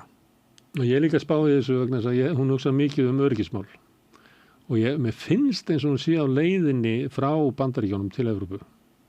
Mér finnst það bara hvernig hún skrifar. En ég er ekki að segja að það endi með því að hún vilji bara gangi í Evrópusambandið, ég veit það ekki. En mér finnst flestir í sjálfstæðisflokknum bara meiga helst ekki á það heyra að það sé eitthvað vandamál í NATO að við ættum kannski að íhuga varnarsamningin, ég er ekki að segja hann upp eða eitthvað, en það er kannski aðra forsetur núna þegar Bandaríkin er að taka Venezuela og láta eins og þeir bara stjórnu því, búin að taka auðlindirnar. Hertu umræðu Grænland og Kanada í samhengi við það. Þannig að ég Varðberg félag NATO elskanda á Íslandi, þeir ættu náttúrulega að vera með neyðarfund bara, þú veist, hvernig eigum við að bregðast við, því að hinga til hefur Ísland bara alltaf verið sammála Bandaríkjamanum í NATO, en það er ekki hægt lengur. Nei.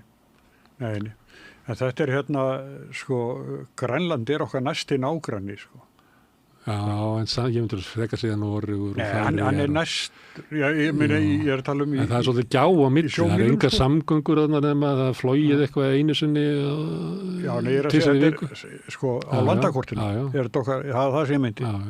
En við erum svolítið á eftir. Við hefðum átt að rækta meiri samskiptir en að búa til samgöngur þarna yfir og eitthvað fleira. Því að það er mjög erfitt fyrir Grænlendingarnir, þeir þurfa alltaf skipin sem að koma með vörurnar, fara alltaf til Kaupmannahafnar. Það er allt sem þarna er frá Danmörku. Hver einasti hurðahút, hver einasti gluggi, allt efni sem að þeir nota, þannig að Danirnir hafa þurrmjólkað þetta samfélag. Þannig að við hefðum alltaf möguleika á að bjóða upp einhvern svona annan valkost. Það er rándýrt að flytja efni þarna með þessu opinbera flutningafélagi. En það er nú annað. Halla Hrund Logadóttir, ég held að hún sé líka ef þetta væri félagaskiptagluggi. Já. Hvert færi hún? Samfylkinguna. Já. Ég held að hún og Kristrún ættu bara ágætlega saman. Já, ég veist að Samfylkingi myndi fagna því að fá hana. En svo er það þá formaður. Hún vill ekki vera formaður, hún segir það og líklega metur það þannig að hún hafi bara ekki stuðning. Hún sé ofmikil utan hópsmanneskja, þannig að næsti. Ingibjörg Ísaksen verður formaður ef hún vill það. Já, þá er það þannig að flokkurinn skreppur saman og þá eru bara eftir innmúraðir og innvíðir. Og þá er það Ingibjörg sem verður það. En ef að inn í hópnum sé nei, við verðum að geta stækkað. Þá myndu við kannski horfa á Höllu Hrund eða eitthvað svona annan, en alveg svo þeir sóttu Sigmund Davíð 2009. Jú. Bara sem álitsgjafa hjá Agli Helgasyni. Og fyrirverandi Kastli. Borgarskipulöflis, hann var búinn að vera að tala um þau mál hjá Agli. Hann var mjög skemmtilegur í því hlutverki. Já. Og talaði þá var hann hafði verið í námi í Moskvu og Oxford og var kynntur sem svona frjáls fræðimaður með önnur viðhorf. Það var doktor? Nei, hvað sagði hann eða eitthvað? Það var dregið svo tilbaka. Hann er ekki doktor. Nei, ég veit það. En það var einhver miskilningur sem fór á stað með það. Þetta er fyrir Icesave og það allt saman. En þau tóku hann sem svona bara áhugaverðan, viðkunnanlegan álitsgjafa í Agli Helgasyni og gerði hann að formari. Þannig að Framsókn á þetta til. Höskuldur Þórhallsson og Páll Magnússon voru í formannskjöri. Þau voru svona klassíski framsóknarmenn, en ég held að síðan Sigmundur sótti alls konar fólk inn í flokkin. Eins og Frosta Sigurjónsson, sem enginn held ég hafi tengt við framsóknarflokkin áður, og Willum, er hann svona? Já, ég man eftir þegar Káur Larsson á sín tíma valdi heitin og hafði enga trú á Willum sem þjálfara þegar maður er framsóknarmaður. Þannig að það er lengra síðan. Þetta er svona annarkost gera flokkar þetta, þeir eru rótum svo fáir að þeir velja þann sem er innmúraðastur eða þá að þeir reyna að tegja sig eitthvað annað. Samfylkingin var komin í þessa stöðu. Reyndar Logi náði að draga inn í framboð eins og Helgu Völu og einhverja svona fólk svona til þess að lífga upp á, en það var ekki nóg. en það var ekki fyrir en það sóttu Kristrúnu Frostadóttur í og ég man ekki betur en að það hafi komið fram þegar hún var að bjóða sig fram í sem þingmaður að hún hafi skoðað til dæmis Viðreisn, átt í samtölu við hinn og þessa flokka, svipaði sagt Snorra Másson, hann fór go shopping eins og sagtir, hann kannaði hvað Sjálfstæðisflokkurinn bauð upp á og Miðflokkurinn bauð betur. En það var ekki að tala að hafa verið bórað á fé, það bara bauð upp á betri framtíða sín. Já, meiri möguleikar, persónulegi möguleikar. Einn möguleiki á svona einhverju óvæntu, er þetta ekki þannig, er þetta ekki að því við erum búin að láta fólk skipta flokk þetta er óábyrg völvuspá mjög svo er að ein leið út úr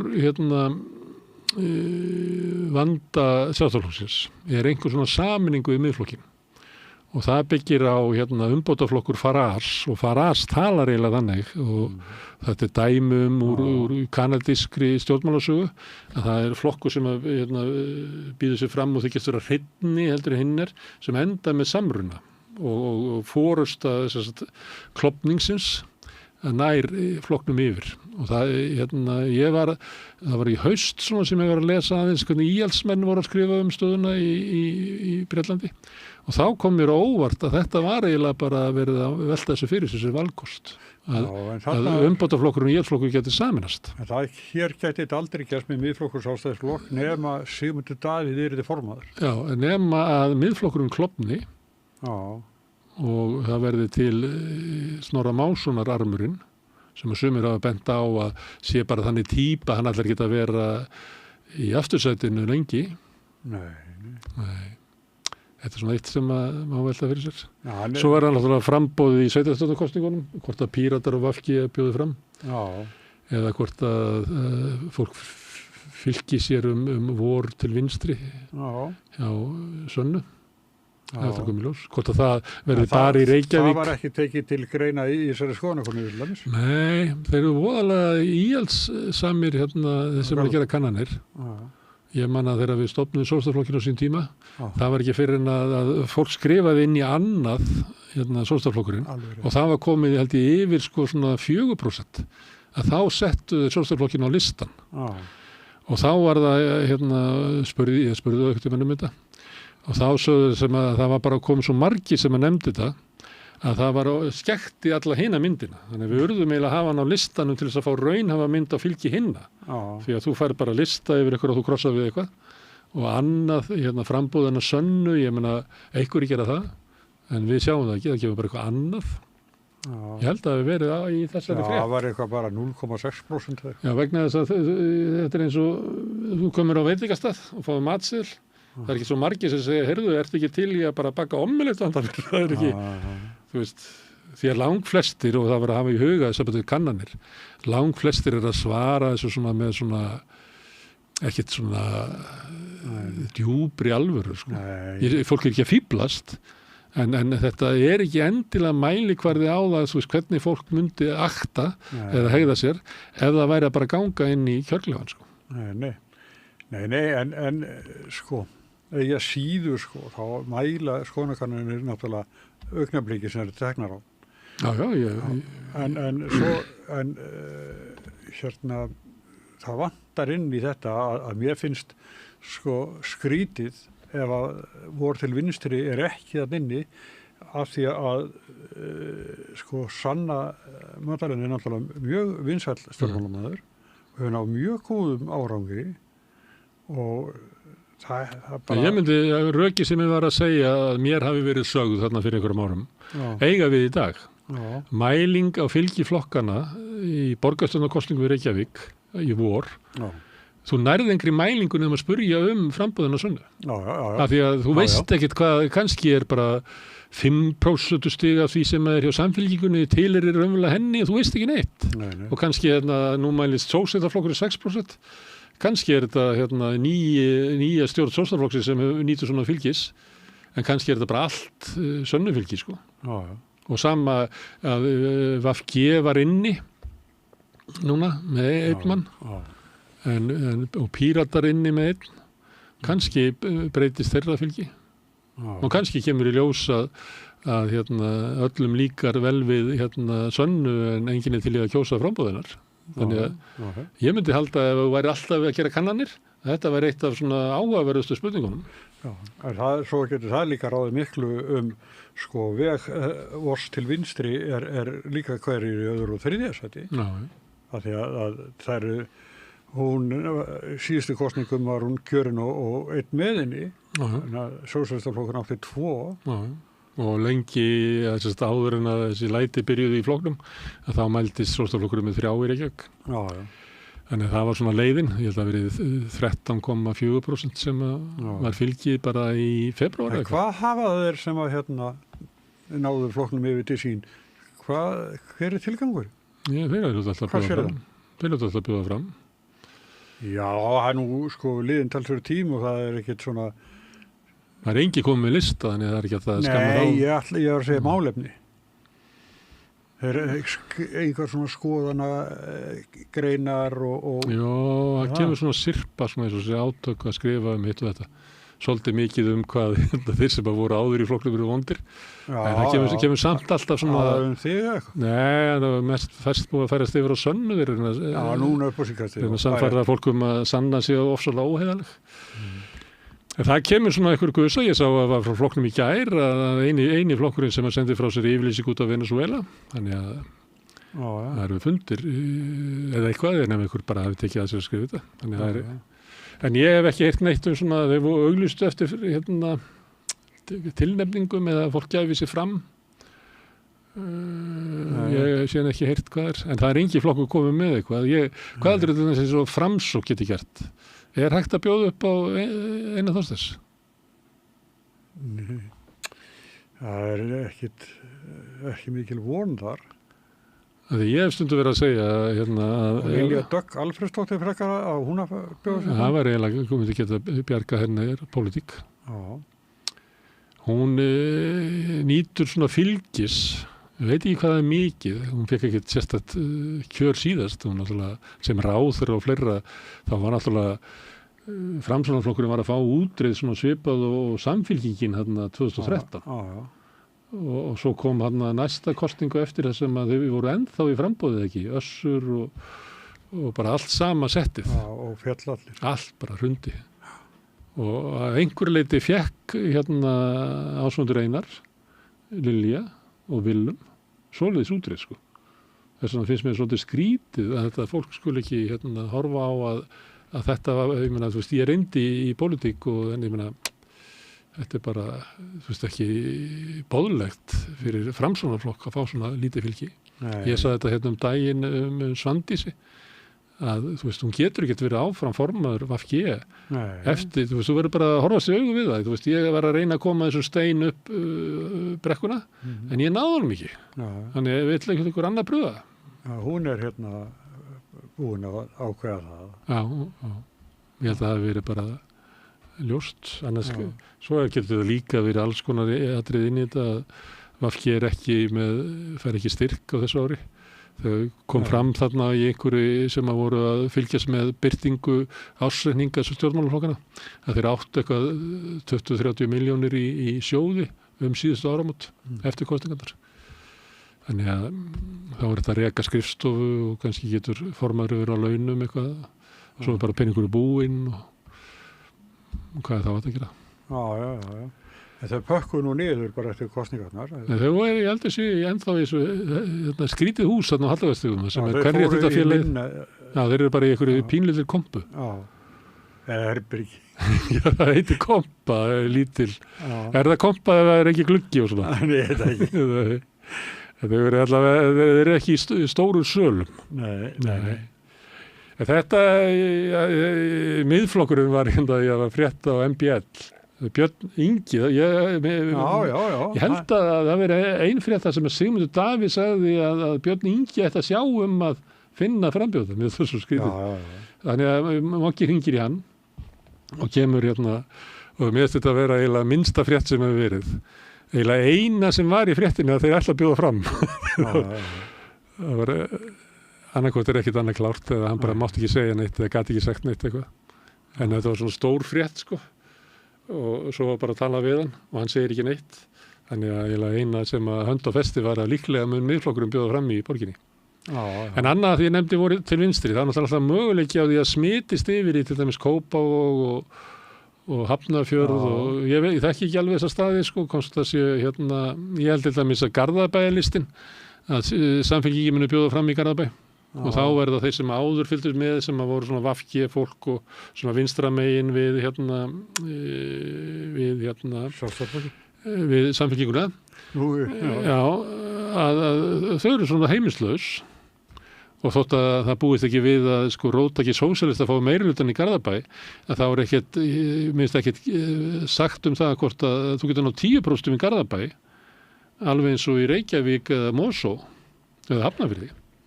Það er ekkert þótt að séu svona margir sjálfstæðismenn þá er það ekki þannig að bara öll línan færist niður og til dæmis það getur vel verið að það sé bara tækifæri inn á í Seltjarnarnesi að koma með framboð sko vinstra megin við Samfylkinguna að það sé bara allt eins líklegt að slíkt framboð hafi áhrif á umræðuna og ákvarðanir í framhaldinu heldur en að allir þurfa einhvern veginn að vera með einhverju sem næst í alveg eins og Sjálfstæðisflokkurinn. Já. Það eru svona breytingar í Kópavogi, Egilsdóttir, Sigurbjörg held ég, sem verið Pírata og verið velum að tala hérna hjá okkur svona í kaffi hérna frammi og hérna hún Theodóra sem er hérna... Hún ætlar ekki áfram? Hún ætlar ekki. En Píratinn? Nei, ég var að segja, þarna Egilsdóttir. Ætlar hún að hætta? Nei, hún hættir. Í alvöru? Ung kona sko og við einmitt fólk tala mjög vel hana. En mér það svolítið, er það ekki bara dæmi það að Píratarnir ekki neitt sko. Þannig hún horfir bara fram á það. Ef ég ætla að fara að bjóða fram þá þurf ég bara að gera það bara ein. Já. Því það er ekkert baklandi í Píratur lengur. Nei. Og hún bara horfir á að það bara er allt of mikið vesen. Já. Getur ekki verið bara það? Jú, kannski. En hún hefur verið vakið athygli á mörgum málum í sambandi við svona lóðútlutanir eða svona hálfgett svona brask sem að var í þessari nýju byggð þar sem áður var iðnaðarhverfi út á Kársnesi, þetta ekki Kársnes? Jú. Hún hefur verið með svona nokkur mál. Já, ég man eftir þarna á tímabili fyrir einhverjum árum síðan þá var ég í sambandi við hana þegar ég var þarna bæjarmálafréttir svona á miðjunni hjá mér og þá var hann alltaf svo viðræði góð og... Svo er það spurning með eins og Reykjanesbær sem er náttúrulega mjög stór. Þar eru innflytjendur hvergi fleiri og innflytjendur fá að kjósa í sveitarstjórn eftir 3 ár eða hvort það er 2 ár, ég held að það sé 3 ár. Þannig að kannski ættu innflytjendur bara að búa til lista. Það er góð hefð fyrir því til dæmis í Hollandi að svona innflytjendur eru bara með sin eigin lista en það eru þeir með alls konar mál sem að tengist bara menntakerfinu og alls konar hlutum sem að hinni flokkarnir eru bara ekkert með á dagskrá þannig að eins og hollendingarnir eru líka með eins og lista aldraðra og dýravinna það eru sem er þá dýravinnir sem er ekki þá eins og umhverfisinnar sko, þetta eru sérstaklega dýravinnir þannig að kannski verður eitthvað svoleiðis tækifæri. Í Garðabænum? Nei, í Reykjanesbæ. Já, ég veit það. Af því að ég held að það er líka gaman að fylgjast með Reykjanesbæ því að mann sýnist að vera svona ultra hægrið er eiginlega með sterkari stöð á Suðurlandi og maður er aldrei alveg átt að segja hvort það sé gamla biblíubelti sem maður var alltaf að tala á Suðurlandi sem var alltaf svolítið íhaldsamt eða hvort þetta sé fólkið á Reykjanesinu eða Suðurnesum. Sjálfstæðisflokkurinn er í minnihluta í bæjarstjórninni núna. Já. Og vilja alltaf breyta því? Já, kannski. Og hvað heldur með Guðlaug Þór? Ég held að fari. Já, ég hef haldið fram hann fari ekki og svo hef ég haldið fram hann fari. Ég ætla að halda mig við það. Ég hitt hann daginn og mér fannst bara stundu getur maður lesið eitthvað á bara stemmingun í fólki. Mér fannst það eins og hann langaði og hann teldi sig geta unnið. Bara skynjaði eitthvað neinn. Hann bara Hildur Björnsdóttir verði bara sjálfkjörinn. Já, eins og hann var að hlaupa inn nei, hann ætlaði að fara fram. Nú, já, ég var að minna það líka. Já, þegar hann hleypur inn á völlin svona, hvað segja íþróttamenn, hollingin á hann var þannig, að ég held að hann sé að fara í slag. Kassin út. Já. Ég held að. Og þá, en ég veit ekki hvort að það sé sniðugt fyrir sjálfstæðisflokkinn að koma með svona gamla þingmann. Nei, ég veit ekki, en sko, í þingliðinu verður hann ekkert meira en hann orðið núna, sko. Hann búin að vera ráðherra. Já, ég held að. Ég held að hann sé ekki, en samt það þannig, það ekki, að gulla liðið tryggði Guðrúnu kjör sem formann. Já. Það ekki? Jú. Þannig hann ætti að vera í Guðrúna liðinu. Já. En ég veit ekki. Já, en hvað býður þessi liðs, þess hóps? Þá tekur Dilja og misti yfir fórustuna í þeim hópi. Já. Nei, ég segi, Guðlaugur Þór margreindur í stjórnmálum og Þau geta hugsað, ég meina þessi ríkisstjórn að sigla inn í erfiðan vetur efnahagslega og það sprungurnar munu vikka í samstarfinu og það mun reiða á og þannig að okkar fylgi mun aukast og kannski fer flokkur fólksins á taugum og slítur ríkisstjórninni eða viðreisn eða eitthvað. Þannig það alltaf tækifæri í pólitík, sko. Já, það hvað, verður það aftur Hvað sagt, ein vika langur tími í pólitík? Jú, en hvað verður þá kannski bara aftur heilbrigðisráðherra eða eitthvað sem hann búin að gera. Hann verður aldrei forsætisráðherra. Nei, verður líka ekki formaður. Maður sér ekki fyrir þess að hann farið á móti Guðrúnu í framboð. Maður sér það ekki fyrir sér. Já, og Áslaug Arna kemur bara menntari tilbaka.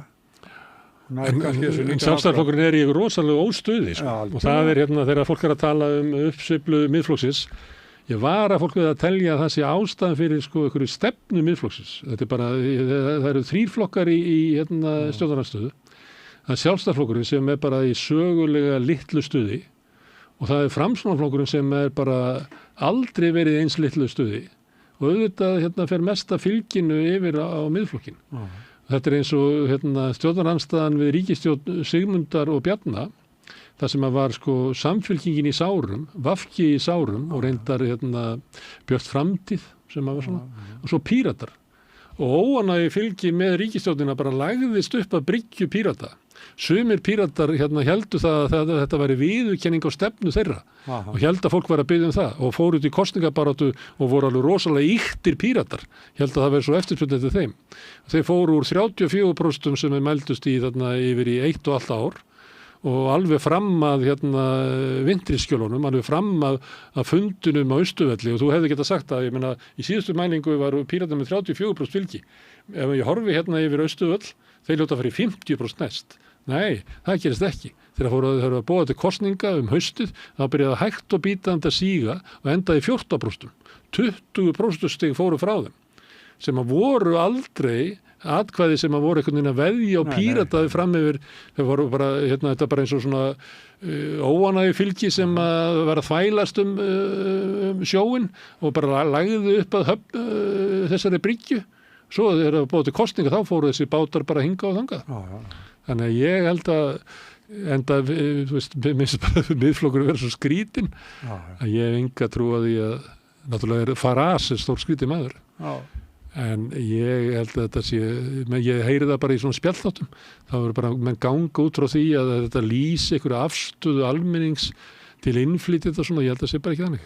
Og þetta eru þeir eiga svona 8% kjarnafylgi og svo kannski 6% viðbót sem eru að glíma við hvort það fari svona Jóns Gunnarssonar megin í Sjálfstæðisflokkinn eða Sigmundar megin en ég myndi, eins og ykkur sagði, ef ég væri í Miðflokknum myndi ég ekki taka upp kampavinnið.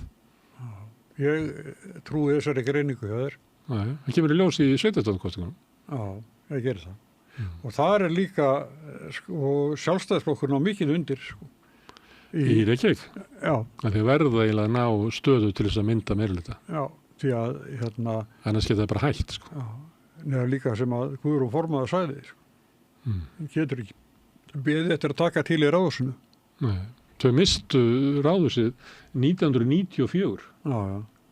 Það er bara, ég veit ekki, kannski 30%. Nei, kom ekki hérna. Jú, í eitthvað smá stund þarna með Birni Inga og þarna, þetta var tímabilið þarna 2006 til 2010.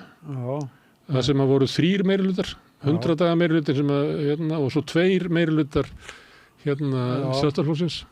Endaði sem sagt. Nei, 3 raunverulega. Það byrjaði á hérna Sjálfstæðisflokki og Framsóknarflokki. Hann sprakk, kom 100 daga meirihlutin og hann sprakk.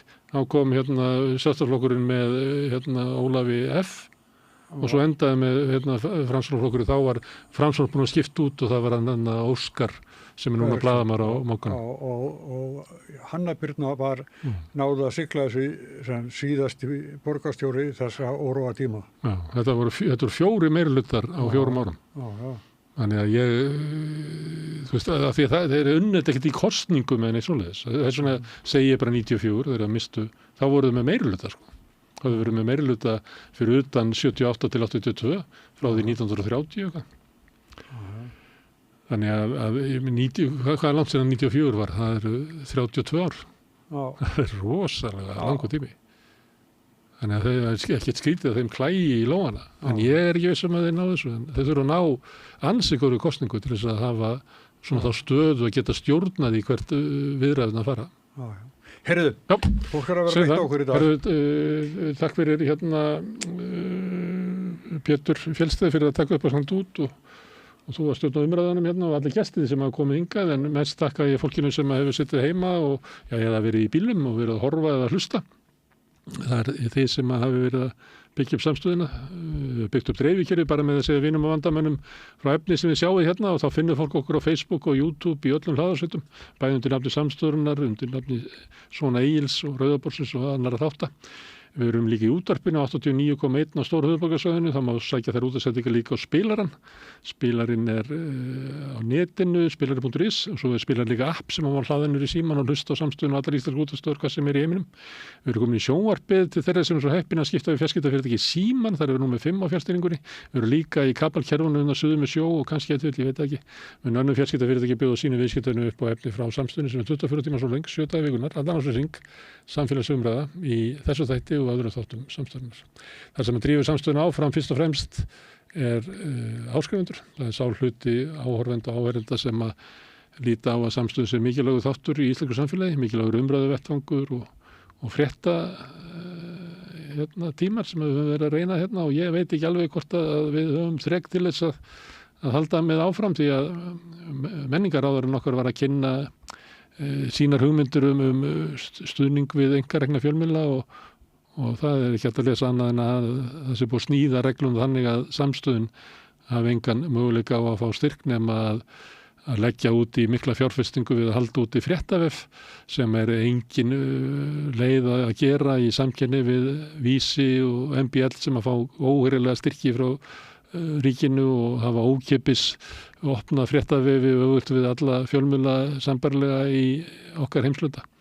Þannig að það má vel vera að við verðum að bara beygja okkur til það að aðgerðir ríkisstjórnarinnar til þess að styðja fjölmiðla felast í því að reyna að fella samstöðuna. En kannski tekst okkur að finna eitthvað form til þess að reka samstöðuna áfram eins og við höfum lengst af gert, fyrst og fremst með stuðningi ykkar. Ef að þú hefur verið lengi á leiðinni að gerast áskrifandi, þá hvet ég til þess að fara inn á samstöðum.is, það er hnappur sem er ástættur áskrift, það getur skráðið fyrir 2.750 krónur sem er grunn áskriftin okkar. Það mátt borga meira þú vilt og þeir sem er kjósið ættu að ganga í alþýðufélagið, því það er einmitt alþýðufélagið sem á og rekur samstöðuna. En þetta er orðið gott í bili, njótið þess sem eftir er helginni, svo sjáum við hér annarkvöld klukkan 8, kannski með fréttum, kannski verður bara Rauðaborð, sjáum til.